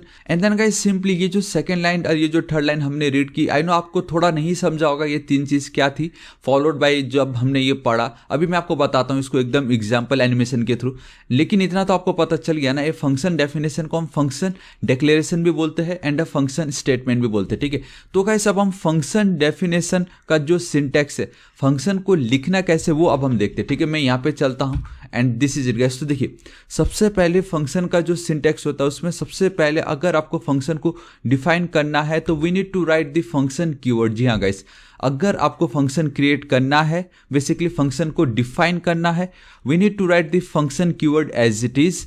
And then guys हमें क्या करना है, फंक्शन का नाम, आपका जो भी फंक्शन का नाम, सपोज अगर आपको सम निकालना हो 2 नंबर का, तो आपका फंक्शन का नाम क्या होगा, सम हो सकता है, टोटल हो सकता है, कुछ भी हो सकता है, राइट। एंड देन गाइस आपको पैरेंथेसिस देना है, ये बहुत ही ज्यादा इंपॉर्टेंट है पैरेंथेसिस। एंड यहाँ पे अब आपको पता चल गया होगा ये list of parameters to the function enclosed in parenthesis and separated by comma, and ये separated by comma क्या है ये तो अभी आपको बाद में पता चल जाएगा, लेकिन एटलीस्ट इतना पता चल गया enclosed in parenthesis, बेसिकली इसके अंदर जो होगा वो आपका पैरामीटर होगा, अभी फिलहाल इतना ध्यान नहीं देना है। And then guys we need to write a pair of curly braces, and उस कर्ली ब्रेसेस के अंदर आपके आएंगे स्टेटमेंट जो भी आपको लिखना हो। सो फंक्शन डेफिनेशन का सिंटेक्स यही है, एंड मोस्टली आपका फंक्शन का सिंटेक्स भी यही है, that is function keyword and then बीच में एक स्पेस फंक्शन का नाम, पैरेंथेसिस स्पेस दो ना दो इट डजेंट मैटर, चलता है। ठीक है, एंड देन कर्ली ब्रेसेस, उसके अंदर आपको उसका स्टेटमेंट लिखना है। ठीक है, सो गाइस दिस इज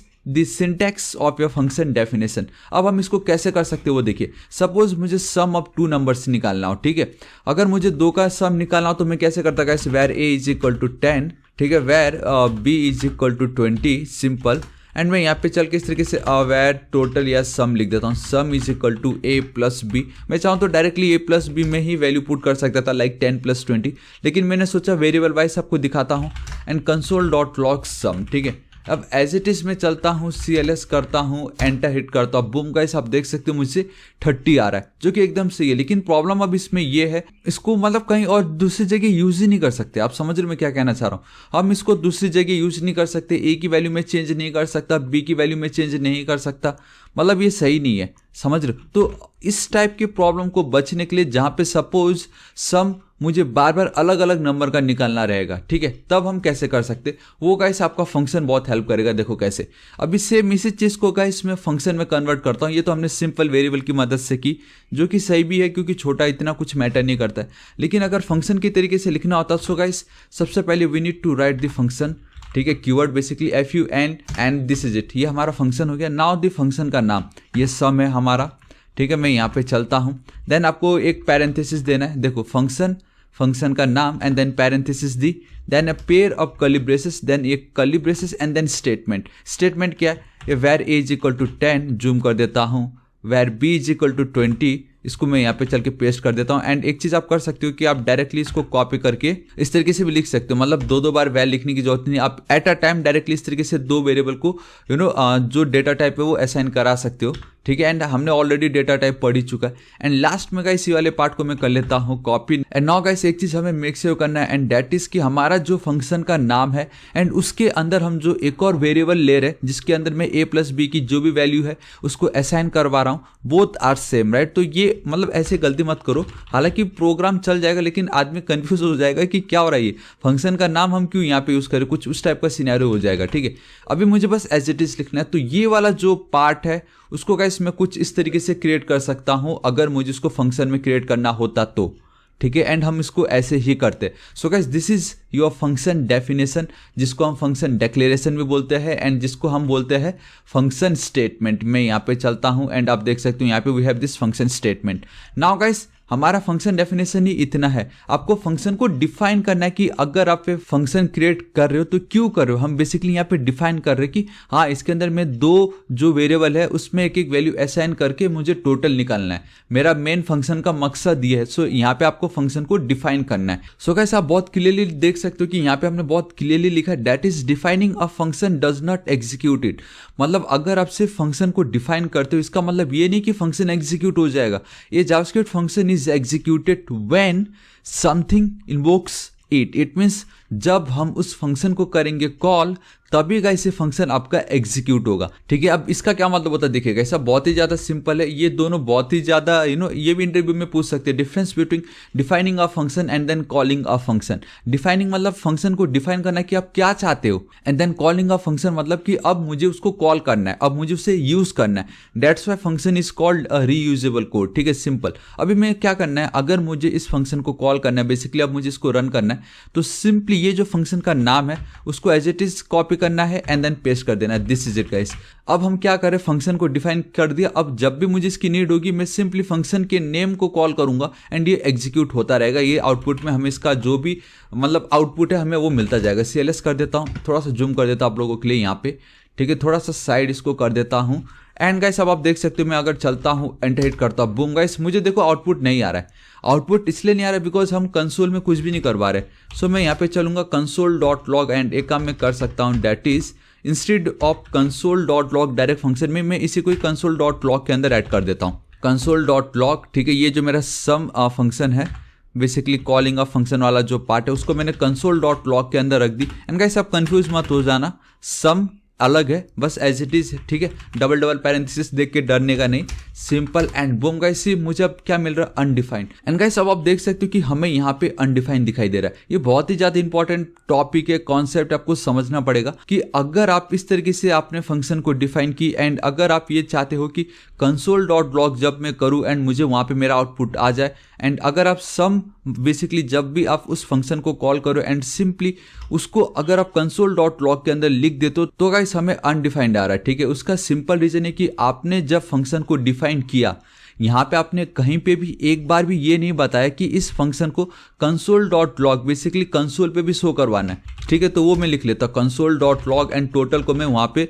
इस तरीके से पास कर देता हूँ। इट मीन्स कि जो भी ये टोटल होगा उसको console.log के अंदर हम सिंपली पास कर रहे हैं, जो कि मुझे अब यहाँ पे दिखने वाली है। तो गाइस अब console.log वहाँ पे लिखने की नीड नहीं है, सिंपली फंक्शन को कॉल करो, दिस इज इट।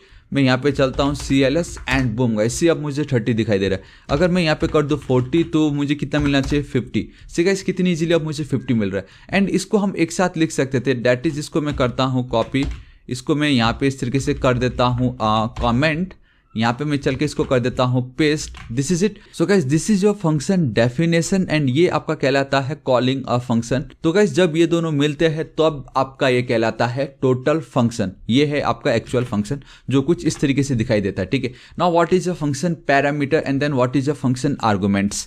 एंड अगर आप देखोगे ध्यान से तो गाइस ये तो हमने ऑलरेडी देख लिया है। मैं अगर यहाँ पे लेके चलता we have a challenge time, ठीक है, जहां पे हमें पूछा गया what is the difference between function parameter versus function arguments, जो कि एक इंटरव्यू क्वेश्चन भी है। तो ये अब हम टैकल करते हैं। ठीक है, जहां पे फंक्शन पैरामीटर भी आ गया एंड देन ये फंक्शन आर्गुमेंट्स भी आ गया। देखो मैं यहाँ पे चलता हूँ, मैंने ऑलरेडी यहाँ पे ये सब कुछ मेंशन किया हुआ आप देख सकते हो गाइस। इसको फिलहाल के लिए मैं थोड़ा साइड कर देता हूँ। So what's the difference between function parameter versus function arguments. तो आप बहुत क्लियरली देख सकते हो function parameters are the names listed in the functions definition. देखो अब मुझे बताओ फंक्शन डेफिनेशन ये है या ये है, ऑब्वियसली ये है। तो इसका मतलब ये कि जब भी आप कोई भी नेम को लिस्ट करते हो इन फंक्शन डेफिनेशन वो आपका पैरामीटर कहलाता है। Function arguments are the real values passed to the function. It means जब आप फंक्शन को कॉल कर रहे हो एंड उस समय अगर आप कोई वेरिएबल या कोई वैल्यू पास कर रहे हो वो आपका कहलाता है फंक्शन आर्गुमेंट। ठीक है, तो मैं अब भी आपको एग्जांपल करके बताता हूँ। तो देखो इसको मैं कर लेता हूँ कॉपी। गाइस हम जैसे जैसे आगे बढ़ते जाएंगे इस फंक्शन में, आप देखोगे कि गाइस हम फंक्शन को एकदम शॉर्ट करते जा रहे हैं। एंड ECMAScript 2015 जब आएगा, जब हम फैट एरो फंक्शन देखेंगे, तब गाइस इसको मैं सिर्फ एक लाइन में लिख के खत्म कर दूंगा मतलब इतना ऑसम हो जाएगा, है कि नहीं ये। सो देखिए गाइस अभी हमें क्या करना है, अभी ये जो कोड है एकदम परफेक्ट है, ऑसम है, बिकॉज हमने इसको फंक्शन में क्रिएट कर दिया है, ठीक है, बेसिकली कन्वर्ट कर दिया है। लेकिन अभी भी इसमें प्रॉब्लम है कि फंक्शन जो जाना जाता है, बिकॉज हम उसको रीयूज कर सकते हैं। एंड लेट्स से गाइस कल के दिन मुझे 2 नंबर का सम निकालना है, एंड दैट इज 20 एंड 30 का, ठीक है, नॉट 320 30 का। एंड देन मुझे एक और सम निकालना है जो होगा 50 और 50 का।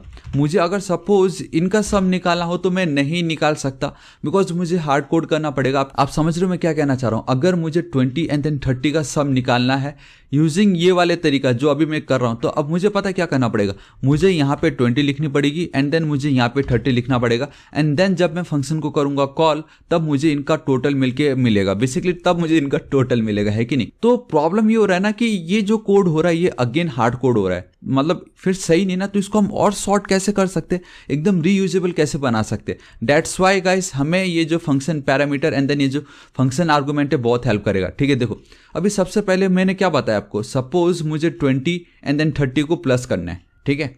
एंड आप देख सकते हो मैंने ऑलरेडी जब मैं फंक्शन को कॉल कर रहा हूँ उसी तरीके से मैंने बस बोल दिया मुझे 20 एंड देन 30, बिकॉज ये दोनों अलग अलग नंबर है, डेट्स वाई मुझे उसको सेपरेट करना पड़ेगा।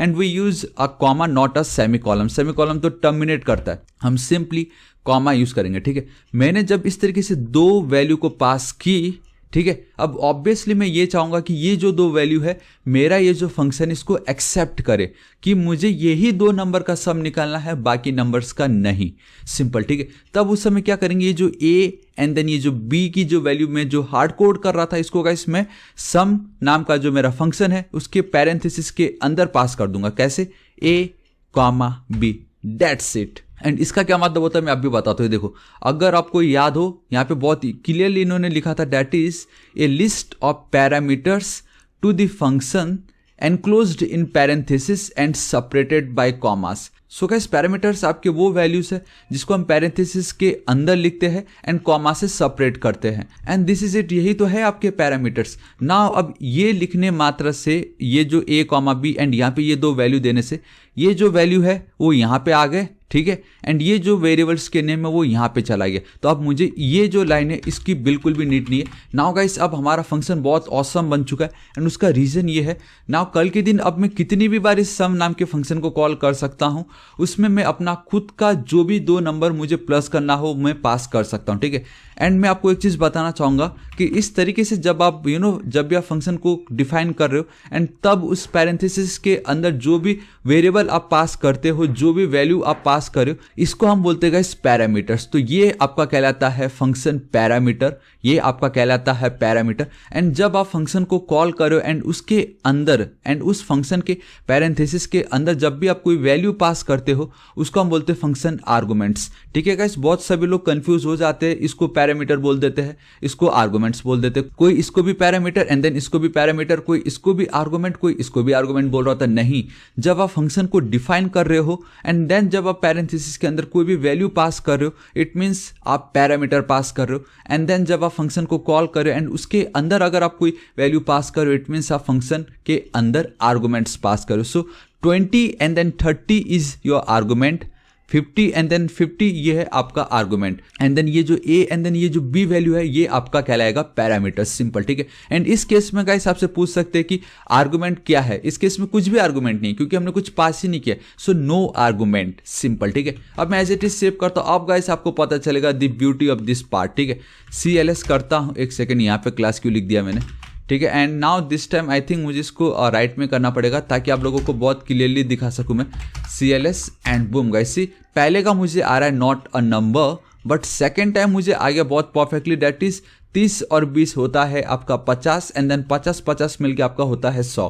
एंड नॉट अ नंबर इसलिए बिकॉज हम क्या कर रहे हैं, हम 2 वैल्यू को एक्सपेक्ट कर रहे हैं कि हाँ जब भी फंक्शन कॉल किया जाएगा उस समय कोई तो 2 वैल्यू मिलने वाली है। एंड उस समय ये जो 20 है वो ए के बदले पास हो जाएगी एंड ये जो 30 की वैल्यू है वो बी में पास हो जाएगी। इट मीन्स नाउ अब ये जो मेरा ए है वो बेसिकली 20 है, ये जो मेरा बी है वो बेसिकली 30 है जब मैं इस फंक्शन को कॉल करूंगा। एंड देन जब मैं इस वाले को कॉल करूंगा तो ये जो फर्स्ट वैल्यू है, फर्स्ट आर्गूमेंट है, वो फर्स्ट पैरामीटर की वैल्यू कहलाएगी एंड देन ये जो मेरी सेकंड आर्गूमेंट है वो मेरी सेकंड पैरामीटर की वैल्यू कहलाएगी। सिंपल। एंड इस तरीके से गाइस हमें ये मिल रहा होता है। सो this is your function parameter and this is your function argument. Now guys अब आप बहुत इजीली इस सम नाम के फंक्शन को रीयूज कर सकते हो जब भी आपको मन लगे कल के दिन, नहीं यार मुझे 5,6 इनको प्लस करना हो, जब आप ऐसे बोलोगे एंटर हिट करोगे तब आपको मिल जाएगा 11। वरना इससे पहले ये जो हमने पार्ट की इसमें हम कुछ कर ही नहीं सकते थे, हार्ड कोड करना पड़ता मुझे यहाँ पे, है कि नहीं। So guys this is your function parameter versus function arguments. I hope आपके डाउट क्लियर हो गए होंगे।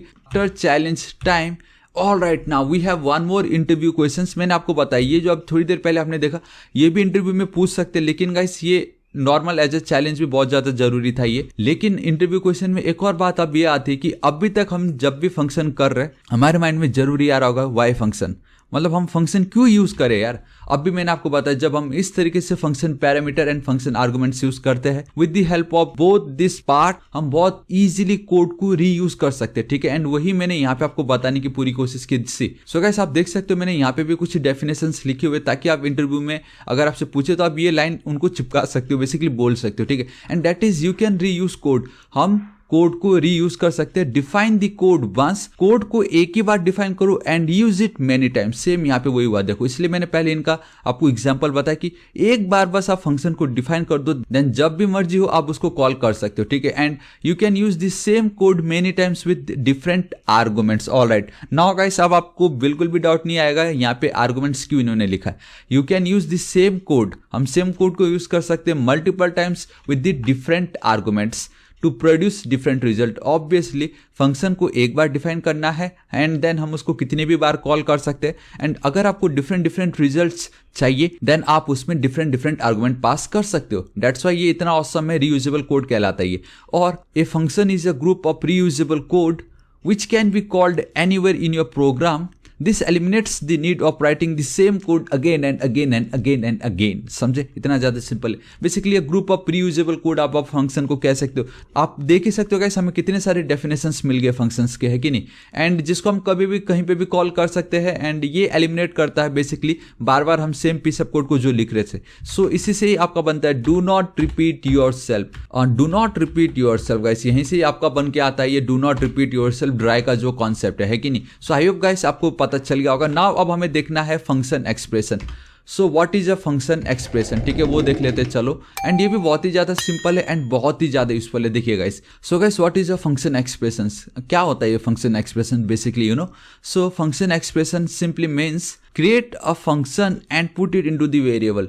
अब इसका क्या मतलब है, फंक्शन क्रिएट करो एंड देन वेरिएबल में पुट कर दो। तो इसका क्या मतलब होता है मैं आपको बताता हूँ। देखो गाइस अभी जो ये पार्ट मैं कर रहा हूँ, ठीक है, मैं इसी को ही देखो कितना मॉडिफाई कर दूंगा एंड आप सोचोगे वाओ यार इतना ऑसम है ये, यू नो। तो अगेन मैं उसी को ही कॉपी करता हूँ एंड मैंने यहाँ पे सिंपली कर दी पेस्ट, ठीक है। एज इट इज मैं चलता हूँ, दिस इज इट। एंड मुझे यहाँ पे 2 वैल्यू पास करनी पड़ेगी ताकि इसमें नॉट अ नंबर वाला जो बग है वो ना आए, बेसिकली सिंपल, ठीक है। एंड मैं एज इट इज रख देता हूँ। देखो गाइस अब आपको समझना ये पड़ेगा कि अभी मैं क्या कर रहा हूँ, सिंपली फंक्शन को डिफाइन कर रहा हूँ यहाँ पे एंड देन उसको कॉल कर रहा हूँ। क्यों ना कल के दिन कुछ ऐसा हो कि मुझे यू नो एक प्रोग्राम हो या console.log में my total number is sum, या सिंपली मैं लिख दूँ टोटल। मैं मतलब डायरेक्टली मैं कुछ अगर इस तरीके से लिखना चाहूँ तो आप सोच रहे हो हम कभी भी नहीं लिख सकते। तो जब भी आप गाइस फंक्शन को कॉल करोगे तो कैसे करते हैं, फंक्शन का नाम एंड देन ये पेयर ऑफ पैरेंथेसिस, हमें पैरेंथेसिस पास करना ही पड़ता है। लेकिन क्यों ना कुछ ऐसा हो कि विदाउट पैरेंथेसिस अगर मैं सिंपली सम लिख दूँ, ठीक है, देखो आप देख ही सकते हो, तो मैंने फंक्शन ऑलरेडी डिफाइन कर दिया ना। तो इसको कॉल करने के लिए अगर मैं सिर्फ और सिर्फ सम लिख दूं, मतलब एज अ वेरिएबल ऐसे ही तो होता है ना, अगर सिर्फ सम लिख के पास कर दूं एंड मुझे मेरा आउटपुट आ जाए तो कितना ऑसम हो ये। एंड इसका बेस्ट पार्ट है कि गाइस अब मैं बहुत easily my total number is total इस तरीके से लिख सकता हूँ, मुझे हर जगह ये इस तरीके से पैरेंथेसिस पास नहीं करना पड़ेगा, ठीक है। तो वो गाइस आपका फंक्शन एक्सप्रेशन बहुत इजीली सॉल्व कर देता है वो प्रॉब्लम। एंड वो ऐसे कि ये जो फंक्शन है इसको अब हम क्या करेंगे, सिंपली एक वेरिएबल में पुट कर देंगे एंड बहुत इजीली मैं कर सकता हूँ। दैट इज वेयर एंड मैं यहाँ पे लिख देता हूँ function expression, this is it equal to as it is. Now अब मैं क्या कर सकता हूँ मालूम है, अब मैं यहाँ पे चलूंगा फंक्शन, एक second, function expression and this is it guys. मुझे बस एज इट इज ही रखना, अब कुछ नहीं करना है, मेरा काम हो गया। यही मेरा फंक्शन एक्सप्रेशन है कि जब भी आप फंक्शन को कॉल कर रहे हो उसको एक वेरिएबल में पुट कर दो, एंड देन उस वेरिएबल को जब भी आप कॉल करोगे तब आपको इस तरीके से कॉल करने की नीड नहीं पड़ेगी, आप डायरेक्टली उसको एज इट इज कॉल कर सकते हो। कंट्रोल एस सेव करता हूँ, यहाँ पे मैं चलता हूँ, CLS करता हूँ एंड बूम गाइस सी मुझे 15 मिल रही है। यहाँ पे अगर मैं 15 कर देता हूँ, नाउ अब मैं अगर यहाँ पे चलता हूँ मुझे मिलेगी 20। नाउ गाइस अब हम क्या करते हैं, इस पार्ट को अगर मैं हटा दूँ, ठीक है, मतलब आप देख सकते हो मैंने सिंपल खाली वेरिएबल में असाइन कर दिया और कुछ नहीं किया। अगर मैं यहाँ पे चलता हूँ, एक सेकंड एंटर हिट करता हूँ, आप देख सकते हो गाइस फिर भी मुझे 20 मिल रहा होता है। एंड नाउ गाइस अगर आप ध्यान से देखोगे तो मैंने कहीं पे फंक्शन को कॉल किया नहीं है, मैंने सिंपली उस फंक्शन को जब मैं कॉल कर रहा था एक वेरिएबल में मैंने उसको पास कर दिया। बेसिकली उस वेरिएबल में मैंने ये जो फंक्शन कॉल है उसको असाइन कर दिया, लेकिन फिर भी मुझे आउटपुट आ रहा है, ठीक है। उसका रीजन है क्योंकि कहीं ना कहीं हम इसको इनडायरेक्टली कॉल कर रहे हैं, ठीक है। एंड यही आपका फंक्शन एक्सप्रेशन कहलाता है, लेकिन ये पूरा कंप्लीट फंक्शन एक्सप्रेशन आपका नहीं है, बिकॉज फंक्शन एक्सप्रेशन आपका अधूरा है जब तक आप रिटर्न कीवर्ड का यूज नहीं करते हो, ठीक है। मैं यहाँ पे लेके चलता हूँ गाइस, जल्दी से आपको दिखा देता हूँ। यहाँ पे जब हमने देखा प्रीवियस टाइम में, that is we have return keyword. तो ये रिटर्न कीवर्ड क्या है मैं आपको बताता हूँ। देखिए जब आप इस तरीके से फंक्शन एक्सप्रेशन यूज कर रहे हो ना, ये वाला जो लाइन है ये क्या एक्सपेक्ट करता है कि जब भी आप फंक्शन को कॉल करोगे एंड फंक्शन का जो भी डेटा होगा, ठीक है, हमें इस फंक्शन से जो कुछ भी मिल रहा है उसको हम इस पे क्या कर रहे, पास कर रहे, इस पे असाइन कर रहे। लेकिन अगर आप ध्यान से देखोगे तो हम कुछ पास नहीं कर रहे हैं यहाँ पे, ठीक है, सिंपली कंसोल डॉट लॉग कर रहे जो कि हम यहाँ पे देख पा रहे हैं as a output. So guys कुछ ना कुछ डेटा हमें इसको पास करना ही पड़ेगा, एंड वो जो कुछ ना कुछ डेटा है वो ऑब्वियसली हमारा टोटल होने वाला है। तो गाइस मैं अब इस कोड को वापस कॉपी करता हूँ, यहाँ पे छोड़ देता हूँ। अब हमें देखना पड़ेगा ये रिटर्न कीवर्ड क्या होता है, ठीक है। मैं यहाँ पे चलता हूँ, सिंपली इस जगह पे चलता हूँ एंड यहाँ पे पेस्ट कर देता हूँ। एक पल के लिए मैं अगर आपको दिखाऊं, इसको हटा देता हूँ एक पल के लिए एंड कंट्रोल एस सेव करता हूँ, तब आप बहुत क्लियरली देख सकते हो when JavaScript reaches a return statement the function will stop executing. Obviously जब आप रिटर्न स्टेटमेंट देखोगे, जब भी हमारा फंक्शन रिटर्न स्टेटमेंट देखेगा तब हमारे फंक्शन को कैसे उधर स्टॉप करके उसका एग्जीक्यूट खत्म कर देगा। एंड आप और भी देख सकते हो फंक्शंस ऑफन कंप्यूट और return value, the return value is return back to the caller. जो भी उस फंक्शन को कॉल कर रहा है उसको रिटर्न बैक हो जाता है उसकी एक्चुअल वैल्यू। तो हमें वही चाहिए कि जब मैं इस फंक्शन को कॉल कर रहा हूँ मुझे इसकी वैल्यू चाहिए, ठीक है। तब उसके लिए मैं क्या करूँगा, instead of console dot log, ये जो टोटल मैं कर रहा हूँ यहाँ पे मैं जाऊंगा, रिटर्न लिख दूंगा इस तरीके से टोटल। नाउ अब गाइस मुझे ये लिखने की भी जरूरत है, मैं सिंपली इसको कॉपी करके यहाँ पे ऐसे पास कर दूंगा। अब इसके लिखने की मुझे नीड नहीं है। This is it. देखो धीरे धीरे ये कितना शॉर्ट एंड सिंपल होता जा रहा है। एंड मैंने अब क्या किया, इसको यहाँ पे फंक्शन एक्सप्रेशन में पास कर दिया हुआ है। नाउ गाइस मैंने क्या कर रखा है, एक वेरिएबल में इसको मैंने असाइन कर रखी। अब मुझे क्या करना है, सिंपली मैंने आपको बताया था अगर मुझे सिर्फ डायरेक्ट उस फंक्शन का नाम लिख के अगर मैं उसको कॉल कर सकूँ तो कितना ईजी हो। अब मैं वही करने वाला हूँ। कंसोल डॉट लॉग इस फंक्शन एक्सप्रेशन वेरिएबल को मैं करता हूँ कॉपी, यहाँ पे कर देता हूँ पेस्ट। एक सेकेंड, मैंने शायद कट कॉपी कर दी थी। This is it. देखो इतना सिंपल। मैं यहाँ पे चलता हूँ, बैकटिक CLS करता हूँ एंड बूम गाइस सी मुझे 20 मिल रही है। अगर मैं यहाँ पे अब 25 कर देता हूँ तो ऑब्वियसली मुझे 30 मिलेगा यहाँ पे। सो कितनी ईजिली आप फंक्शन डिफाइन कर रहे हो, आप फंक्शन को कॉल कर रहे हो, बट दिस टाइम ये आपका कहलाता है फंक्शन एक्सप्रेशंस। एंड अब आप बहुत क्लियरली ये जो वेरिएबल है उसको बहुत इजीली कहीं पे भी पुट कर सकते हो एंड आपको आपका आउटपुट मिल जाएगा। सो गाइस अब आप बहुत क्लियरली इस तरीके से भी लिख सकते हो, the sum of two number is, simple इस तरीके से इज। यहाँ पे आपको गाइस क्या करना पड़ेगा, स्ट्रिंग कॉन्कैटिनेशन यूज करना पड़ेगा, लेकिन इसको प्लस, लेकिन उससे पहले आपको ये डबल कोट्स को खत्म करना पड़ेगा या सिंगल कोट जो भी है। कंट्रोल एस सेव कर देता हूँ, क्लियर हिट करता हूँ and boom guys the sum of two number is 30। कितनी इजीली हमें ये मिल गया विद द हेल्प ऑफ ये फंक्शन, ठीक है। सो गाइस ये आपका कहलाता है फंक्शन एक्सप्रेशन, जहाँ पे आप सिंपली आपका जो फंक्शन है उसको एक वेरिएबल पे पुट कर दे रहे हो, बेसिकली असाइन कर दे रहे हो। लेकिन इसको हम और बेटर तरीके से लिख सकते हैं, जहाँ पे हम क्या कर रहे हैं, सिंपली हम जब फंक्शन को कॉल कर रहे हैं उसको पुट कर दे रहे हैं ना। तो गाइस अब हम डायरेक्टली फंक्शन डिफाइन जब कर रहे हैं उस समय भी हम ये काम कर सकते हैं कि उसको भी मैं एक वेरिएबल में पास कर सकता हूं। एंड वो कैसे होता है गाइस मैं आपको बताता हूं। देखिए मैं यहाँ पे अगर आपको लेके चलूं, हमारा जो लास्ट टॉपिक है फंक्शंस के अंदर, दैट इज एनोनिमस फंक्शन, ठीक है।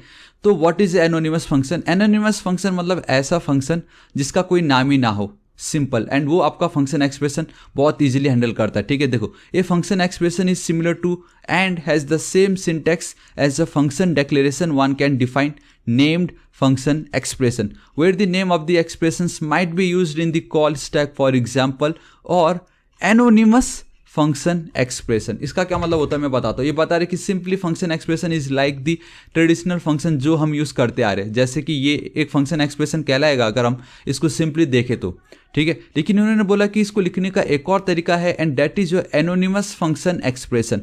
नाउ ये क्या होता है, देखो यहाँ पे मैं क्या कर रहा हूँ, फंक्शन को कॉल करने के समय मैं उसको एक वेरिएबल में असाइन करवा रहा हूँ, लेकिन मैं डायरेक्टली यही सेम कोड को अगर मैं कॉपी करता हूँ, ठीक है, एंड इसको अब मैं कमेंट कर देता हूँ यहाँ पे गाइस, मैं चलता हूँ पेस्ट इस तरीके से, देखो नाउ इसको मैं करता हूँ कट, यहाँ पे मैं करके कर देता हूँ पेस्ट इक्वल टू, अब मुझे इसकी लिखने की कोई नीड नहीं है, मैं एज इट इज लिख दूंगा। अब आप बहुत क्लियर देख सकते हो कि यहाँ पे मैं फंक्शन को क्या कर रहा हूँ, डिफाइन कर रहा हूँ। लेकिन गाइस अगर आप एकदम ध्यान से देखोगे तो इस फंक्शन का तो कोई नाम ही नहीं है, मतलब अब हम इसको कॉल कैसे करेंगे, आप समझ रहे हो, क्योंकि पहले यहाँ पे सम लिखा था तो मैं सिंपली सम एंड देन ये जो आर्गुमेंट है पास कर दे रहा था एंड ये रन हो रहा था। नाउ दिस टाइम इस फंक्शन का तो कोई नाम ही नहीं है, बिकॉज ये जो फंक्शन है वो तो रिजर्व कीवर्ड है लेकिन उसके बाद यहाँ पे कोई नाम ही नहीं है फंक्शन का, तो अब मैं ये सम 5,25 तो कर नहीं सकता। सो गाइस ये जो पार्ट है ये आपका कहलाता है एनोनिमस फंक्शन एक्सप्रेशन एंड ये वाला जो पार्ट है ये आपका कहलाता है एनोनिमस फंक्शन। तो अगर आपसे कोई भी पूछे what's the difference between anonymous function expression versus anonymous functions, तो आप बता सकते हो ये complete code is your anonymous function expression एंड ये और सिर्फ ये वाला कोड आपका कहलाता है एनोनिमस फंक्शंस। एंड उसका रीजन ये है बिकॉज इसका कोई नाम ही नहीं है, functions without a name is called your anonymous function, simple, ठीक है। सो गाइस अब अगर मुझे इस फंक्शन को रन करना हो तो मैं कैसे करूंगा, मतलब फंक्शन को हम रन तभी करेंगे जब हम उसको कॉल करेंगे एंड इस फंक्शन का तो कोई नाम ही नहीं, अब मैं इसको कॉल कैसे करूं। And don't worry guys, instead of using function का नाम अब हमें क्या करना है, उस वेरिएबल को यूज करना है, ठीक है। अगर मैं यहाँ पे चलता हूँ console.log एंड देन फंक्स एक्सप्रेशन इस तरीके से, ठीक है। अगर मैं एज इट इज चलता हूँ, अब मुझे बेसिकली यहाँ पे क्या करना पड़ेगा, मुझे यहाँ पे दो वैल्यू पास करनी पड़ेगी, 5 एंड देन 15, ठीक है। एंड इसको फिलहाल के लिए मैं हटा देता हूँ, सिर्फ एज इट इज रखता हूँ, कंट्रोल एस सेव करता हूँ, CLS करता हूँ एंड बूम गाइस मुझे 20 मिल रही है। अगर मैं यहाँ पे 15 कर देता हूँ, कंट्रोल एस सेव करता हूँ, हिट करता हूँ, अब मुझे 30 मिल रहा है, ठीक है। अब अगर आप ध्यान से देखोगे तो मैंने जब फंक्शन को कॉल करना था तभी मैंने यहाँ पे उसको एक वेरिएबल में उसको असाइन कर दी। अब साथ ही साथ ये वाला जो पार्ट है, ठीक है, ये जो पार्ट है जब मैं फंक्शन को कॉल कर रहा हूँ इस तरीके से, तो गाइस अभी भी अगेन वही एक प्रॉब्लम आ गया कि अब मैं डायरेक्टली ये जो मेरा फंक्शन है उसको सिंपली एक सिंपल वेरिएबल की मदद से मैं कॉल नहीं कर सकूंगा। मतलब जैसे मैंने यहाँ पे फंक्शन एक्सप्रेशन लिखा है, अगर मैं इसको अनकमेंट करता हूँ, यहाँ पे एंटर हिट करता हूँ, तब आप देखोगे गाइस मुझे क्या रहा, कंप्लीट ये जो मेरा एक एक्सप्रेशन है वो मुझे रिटर्न हो गया। देखो पूरा का पूरा कंप्लीट मेरा एक्सप्रेशन मुझे रिटर्न हो रहा है, तो ये तो सही नहीं है। अब मैं क्या करूँगा गाइस, अगेन यहाँ पे चलूंगा, ठीक है, एंड एक काम मैं करूंगा यहाँ पे मैं इस तरीके से, देखो where sum is equal to this is it guys again. Now again जब मैं फंक्शन को कॉल कर रहा हूँ उस समय उसको भी मैंने एक वेरिएबल में असाइन कर दिया है। नाउ ये जो सम नाम का वेरिएबल है मैं इसको एज इट इज लिख दूंगा, CLS कर दूंगा, थोड़ा सा इसको मैं इस तरीके से रखता हूँ, एंटर हिट करता हूँ and boom guys see this sum of 2 number is 30। So this is called your function expression एंड ये पार्ट आपका कहलाता है anonymous function expression. And I hope guys आपको पता चल गया होगा what is function expression. Simply मतलब फंक्शन को एक वेरिएबल में पुट कर देना, वो आपका फंक्शन एक्सप्रेशन कहलाता है, ताकि वो जो वेरिएबल है उसकी मदद से मैं उस फंक्शन को कहीं पे भी बहुत इजीली कॉल कर सकूं without using a pair of parenthesis. वरना गाइस ये जो पेयर ऑफ पैरेंथेसिस है कितना बोरिंग लगता है। अब देखो मैं बहुत इजीली सम कितने भी बार यूज कर सकता हूँ। एंड इसका एक और बेस्ट पार्ट है कि गाइस आप इसको कितने भी वेरिएबल में असाइन करा सकते हो, like sum 1 will be equal to fun expression, यहाँ पे मैं चल के लिख देता हूँ 20,15 है कि नहीं, मतलब कितनी इजीली अब मैं इस तरीके से चेक कर सकता हूँ। लाइक गाइस अब आप ये भी कर सकते हो कि आपका ये जो सम है क्या ये ग्रेटर है सम 1 से और नॉट, अगर है तो ट्रू, नहीं है तो फॉल्स हमें आ जाएगा। एंड ऑब्वियसली गाइस 15 और 15 30 होता है, ये आपका 35 होता है, तो ये छोटा हो गया, डेट्स वाई हमें फॉल्स आ गया। तो कितनी इजीली गाइस अब आप इस तरीके से function expression and return keyword की मदद से बहुत इजीली आप अपने फंक्शन को सिंप्लीफाइड कर सकते हो एंड उसको बार बार यूज कर सकते हो। रिटर्न सिंपली मीन्स जो भी आपका ये फंक्शन जब आप डिफाइन करते हो उसके थ्रू आप क्या चाहते हो कि दुनिया को दिखाए। हम क्या चाहते हैं, ऑब्वियसली टोटल चाहते हैं ना, तो बस आपको वो रिटर्न कीवर्ड लिख के वो टोटल पास कर देना है। एंड जब भी आप रिटर्न करते हो तो उसका जो भी डेटा है, जब आप इस तरीके से फंक्शन को कॉल कर रहे होते हो एंड उसको एक वेरिएबल में पुट कर देते हो, तो रिटर्न की जो भी वैल्यू है वो इस पे पास हो